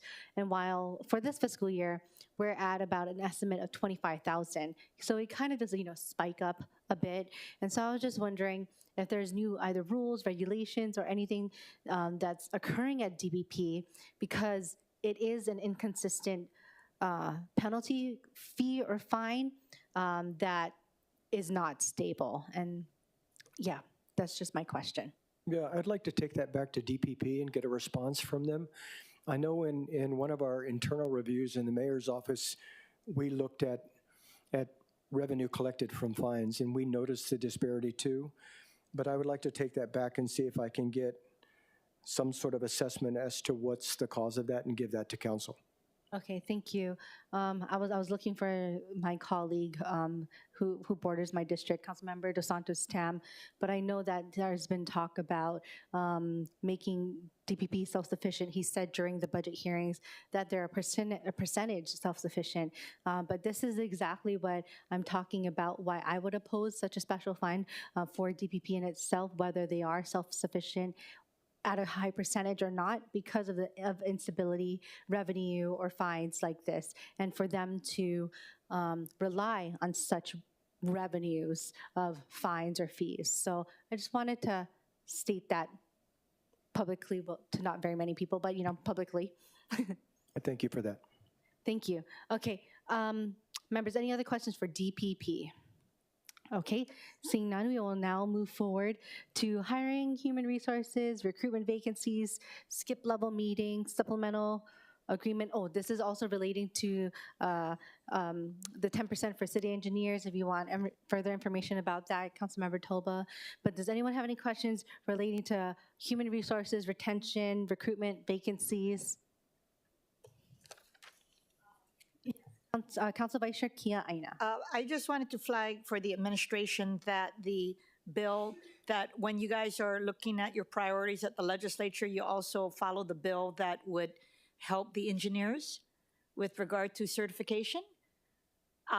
Several of us, both from the stakeholder community, including myself, have testified in support. And regrettably, there's so much going on over there, I can't keep track of everything. But I hope it's also a priority for the managing director's office. Yeah, Vice Chair, I appreciate that. In fact, DPP offered that bill at the ledge. Yes. So I assume that they're testifying in support of it, but I'll check. Yes, but you know how it goes. I think they would like to have some kokua. Okay. The legislators like hearing from the managing director's office or the mayor's office. And I would say that the reason that's important, of course, is that for that code compliance review section, it's going to go out on contract. The objective, of course, is not just the increase in salaries, but to be able to retain the engineers and have them valued so that after the end of their service, they're going to be able to utilize that experience vis-a-vis all of the other engineers that go to the private sector. So that is going to be a safeguard for a future staffing of that critical section in the permitting process. Yeah, excellent point. Thank you. Thank you very much, Councilmember Tolba. We're on the Department of Human Resources, right? Just a quick, because I want to be nosy just a little bit. Managing Director, you know, in your skip level meetings, what are some of the reoccurring questions you're getting, you know, from the departments, if you don't mind sharing? Yeah. Number one, are we going to get hazard pay? That's the number one question. And we explained to them the process involved and the fact that there is a line item in the budget for that, but it involves us working with the 3 bargaining units. Number one question. I would say they don't ask as many questions as much as they offer comments about priorities at the department level. And a lot of the frustrations have been along the lines of the vacancies. The fact that it's very difficult for some of these operations to maintain the level of core services expected of the public, given the number of vacancies that we have. And we know that. But they're able to give us real-life examples. And the one at the zoo yesterday was a real-life example of zookeepers and a groundkeeper that have a lot of vacancies, and yet they have to maintain that facility for the public, and it's just tough. It's really tough. So it comes back to hiring, and many times it comes back to pay, that they feel like the city has not kept up with the private sector, and that given the cost of living increases, it's very difficult for them to survive. And all of those things are real. And I can tell you that the mayor and I, and by the way, the skip level meetings was his idea. It wasn't my idea or somebody in the administration. It was his idea, and he did it in the private sector. And those meetings have been probably one of the most valuable things we've done, because we have heard from the people, as I said here, whose shoes we've never walked in, and they have a different perspective. And they ground us because they tell us things that like we don't think about. We just think that things are going well, and they say, no, there's actually these problems at the level. And so hiring, vacancies, pay, and the other thing is a positive thing. And I think the mayor talked about this, if not when he spoke to council. Always they talk about how much they love working for the city and county of Honolulu. And that's such a positive thing to hear. They love, when you ask them, what's the best thing about your job? It's almost always serving the public and their coworkers. It's like the family of people. So we've learned a lot. And maybe at some point when we've done enough of them, we'll put together a presentation and share with the council the kind of stuff that the hard takeaways from our meetings, because I think it would be valuable to you as well. Yeah, thank you for sharing that. I think it's important for, to know what's going on in the morale of the city, and these are the people that out there, boots on the ground and doing everything they can to try to make our city awesome. So thank you. Thank you for sharing that. Thank you very much.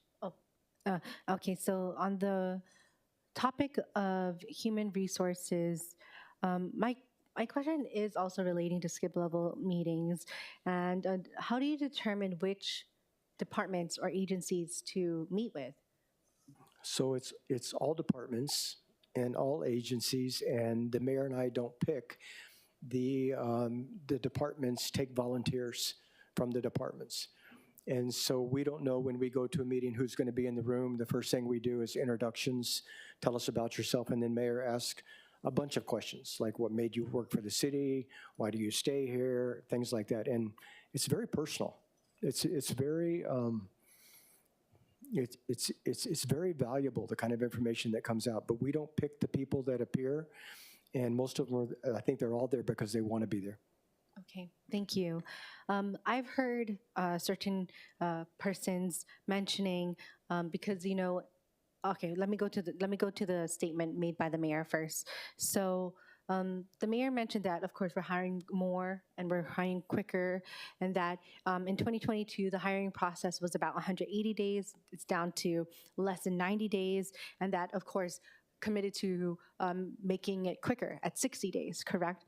And so I've heard from a few members of the public that, they would try to apply at certain departments, and oftentimes are overqualified or well qualified to either be in the position or maybe even overqualified, but they want to be in that position, whether it's the time of their life or, they just are looking for a new career. And with that, they're just met with a lack of response, either from HR or the department. And I was wondering, do we still see a lag in the process, and where is that in the process? Budget Chair, I think it depends on the position and the position description. I'm sure there's still some lag. I think the focus that we go by, the metric that we go by, is an average or a mean. And there are outliers, I'm sure about that.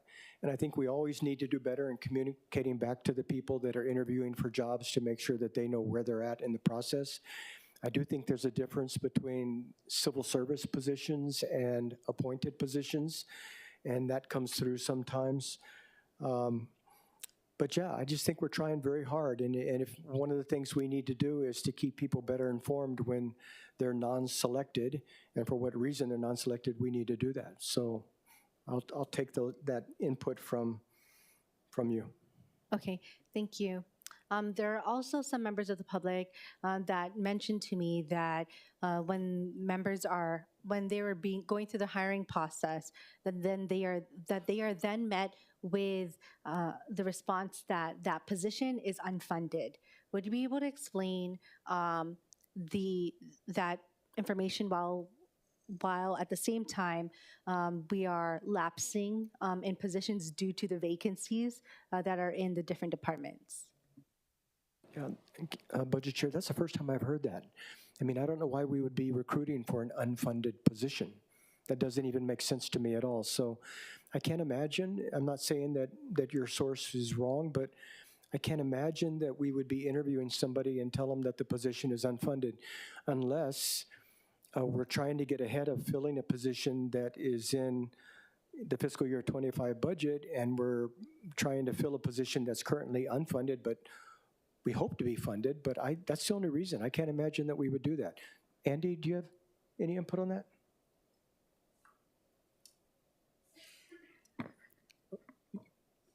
For the record, Andy Kawano, again, Director of Budget and Fiscal Services. Actually, from what we've seen on our side, we've seen job postings that have the statement subject to be funded. So, and that's why we feel that, as we work to fill positions, it's important to ensure that our vacant positions that we're filling are funded positions. And yeah, that's what I stated during the overview presentation as well. Okay, thank you. I heard a few times mention a managing director relating to seeking military relationships or military outreach for hiring or recruitment. And so how have we decided to open that relationship up with the military? I mean, of course, I have a very high military population with Joint Base Pearl Harbor Hickam. I have a Red Hill. I have Aliamanu Military Reservation, and I have a majority of our Navy. And so I was just wondering, I mean, we're not trying to take military people who are in the military and have them hired here at the city, right? Or, I mean, of course that is possible, but what is that relationship? Budget Chair, my understanding is that to the extent a service member is trained and qualified for a position and they decide to separate from the service. So let's say they decide they're not going to stay in 20 years and become vested in the retirement program. I'm just going to finish what I'm saying. Then if they're separated from the service, then we will do what we can to see if we can match them with the program like HPD for police or fire or engineers or any of those programs. But Krishna says he has additional information and he's going to offer. So Budget Chair, as an example of that, what the MMD was referring to, HPD just established a skill bridge program with the military. So what that means is they demonstrate to the military certain aspects of what they can take on. And then they have the ability to recruit directly with service members who are going to be exiting the military and join. So that's something that HPD just established. So we're looking at other possibilities like that. Okay, thank you. That's a good pitch to my husband to leave the Department of the Navy to come work for the city and county. Just kidding. Okay, that's just a comment. I hope he never sees this. Okay, my next question is in relation to the Po'okela Fellows. You know, I know there are a few Po'okela Fellows that have then become full-time staff, but are we looking to revamp the program or maybe extend the length of time or, I don't know, whatever have you to make the program really allow the members to stick with the city? So Budget Chair, I think I can get the stats, but I think our percentage of recruitment through the Po'okela program is very high. I don't think it's a small number. I think it's a significant number. And we're currently looking at other internship programs.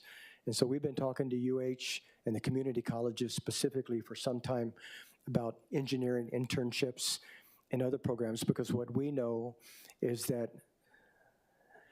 the US government, specifically the military, they have professors at UH in the engineering program, and they get them early right out of the program to go work at the bases.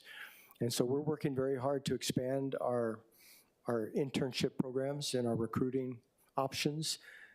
Andy, do you have anything in specific you want to offer or not? Okay, Krishna, anything? But I know we are, council member, and we get a lot of inquiries from people that are interested in the Po'okela program, and currently we tell them that the positions are filled. And I think to the extent we can expand that program and grow the numbers, we should. Okay, thank you very much. Members, any other questions relating to human resources, vacancies, recruitment, hiring, skip-level meetings, or anything like that? Okay, seeing none, moving forward to, I guess I'll combine them, Parks and Honolulu Zoo. Members, do we have any questions relating to Parks, Honolulu Zoo? Okay, so my question is relating to the roving park maintenance crews. We wouldn't consider these the actual park rangers, right, that are going to be funded by possibly American Rescue Plan Act funds. So you're referring to the roving maintenance crew program? Those are not park rangers. Those are actually maintenance. And we've heard for some time, and I believe Councilmember Tolba has expressed it many times, that there are parks in Eva Beach and Leeward and Waianae Coast that simply are not maintained to the same standards as other parks. And Laura Thielen feels very strongly that way. And she entered her position advocating for equity amongst all communities, all 9 districts. And that's one of the reasons that we focused on the pool in Kahuku. And it's one of the reasons that she continues to focus on gym facilities and recreational centers and other districts. She believes everybody in every district has a right to be treated the same when it comes to government-funded, government-sponsored programs. And so this is sort of a pilot project. We put $1.5 million in the budget, and Laura is very excited about going out and getting this team working later in the day into the night. I think it's going to be 3:30 to 8:30. So they'll actually be there when people get off work and they're actually in the parks, and on weekends and holidays, even holidays. And the goal is that we can show at the end of this period that we have demonstrably improved the condition of parks so that they're equal island-wide. That's the goal. Okay, thank you. My next question is in relation to parks maintenance, but also as it relates to a lot of the wiring that's either stolen or that takes a while to be addressed. I know that Keahi Lagoon Park was pretty dark for half the year until into the beginning of the first quarter of this year. And even Kalakaua District Park, even though it's highly utilized, we saw the lights go on during that time, but for a while, a lot of people had to, use their cell phones for lighting. So do we have a new program or like new safety measures to ensure that we don't have to spend so much money and wait so much for so long to get these wiring addressed? Yeah, Budget Chair, I would just say I think Laura Thielen and KL are trying to work across the board on everything. That's many of the things that you're talking about are done outside of parks, like the lighting is done by DFM. And so it's a matter of coordinating with DFM and prioritizing these projects.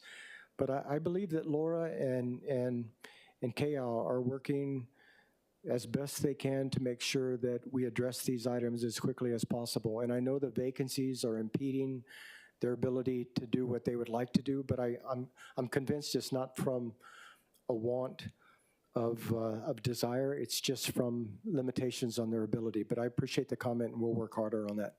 Okay, thank you.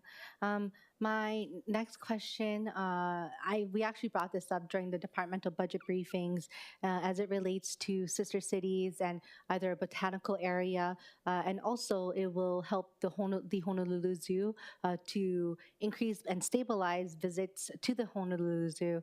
And maybe if the city administration is open to including plans for botanical areas at the Honolulu Zoo. At first, I really wanted it in my district because I was being selfish, but I know it would be best visited and maintained if we include it in an area that not only just has a fee to enter, but also has really great staffing and maintenance available. So just wanted to bring that up for the Honolulu Zoo. Okay, with that, going to council members, we have Council Vice Chair Kia Aina. Thank you, Chair. I wasn't going to say anything, but now that you talked about botanical gardens, I did want to talk about the value of the community gardens under DPR. As you know, we don't actually have too many. And in the resiliency plan that the Office of Climate Change put out, as you know, one of their recommendations was to look at trying to increase the amount of community gardens. And I told them that it would be hard because most of the city lands we're looking for will likely be for housing. And so I said that, having said that, both DLNR and Department of Agriculture have agricultural lands. I think that they would be delighted to work with us to give us some of their lands, lease it out to the Department of Parks and Rec for more community gardens. I would love to have one in Waimanalo. Right now, we only have one in Kaneohe. And so everybody from Kailua goes over there. So, they have plenty of land and they don't know what to do with it. And so a community garden checks off the box because it's agriculture. And I think the community would love it. That's all. So I just wanted to, and I told them that, but I just wanted to flag it for you because it's going to be hard to increase community gardens if we don't have the land. I would say that there's not enough of good city land for that. We would have identified it, but there is a lot of state land, both the Department of Agriculture and the Department of Land and Natural Resources. In fact, as I mentioned earlier, there's tons in Waimanalo, and I know that I already brought it up to Director Krucky because we were looking at a whole new program in the short run, and maybe affordable housing like Kauhale on 15 acres. And they are doing their due diligence right now. They have a right of entry with the Department of Land and Natural Resources. And if it's not feasible to have Kauhale style there, then I think that we can turn that 15 acres into a community garden. That's all. I just wanted to give a plug for community gardens. Yeah, Vice Chair, thank you for that. And that's the first time I've heard the discussion about state lands, Department of Agriculture and DLNR. I like that. I love it. So let's. You know, I'm always looking for land for Hawaiian homeland. So when they keep on arguing at the state legislature about how slow the DLNR is at giving lands to the Department of Agriculture, I'm thinking, what's wrong with this picture? 30% of all Hawaiian homelands is preservation lands, which is the mission of DLNR. They should give that to DLNR, and DLNR should give their ag lands to, or Department of Ag to Hawaiian homelands, because agriculture is part of the mission in the Hawaiian Homes Commission Act. Yeah, I want to talk with you more about that. Thank you. Okay, thank you. I'm interested. Okay. Thank you, Council Vice Chair. Okay, I have a question. Do you have a question? Okay, I have a question relating to community gardens since it was brought up. You know, myself and Councilmember Tupola would talk about the need for community gardens west of, I guess, where there are community gardens, such as in Makiki, I believe. And so I know that there are efforts, even whether it be in the ARPA funding or even in the general fund, but are there actual plans that spans out to the west side? Yeah, Budget Chair, let me get you an update from DPR, because you're right. There were SLFRF program funds that were dedicated to the establishment of additional community gardens. So let me I'll get a response to you on that. Okay, thank you very much. I really appreciate it. Okay, members, are there any other questions for parks and Honolulu Zoo? Okay, members, this is an open question for all topics above the Honolulu Parks and Zoo, all the way up to the top. Any other questions for the Managing Director? Okay, seeing none, I really appreciate the time that we took for this and you know, the further explanation. I look forward to your response to us with your follow-ups from this meeting. Thank you very much. And Budget Chair, can I just thank you and the council for this opportunity to not only clarify and answer questions, but receive input from you. I really appreciate it. It's good for us. Thank you. Thank you very much. Thank you to everybody. And also thank you to the Committee on Budget. I would like to call this meeting to adjournment.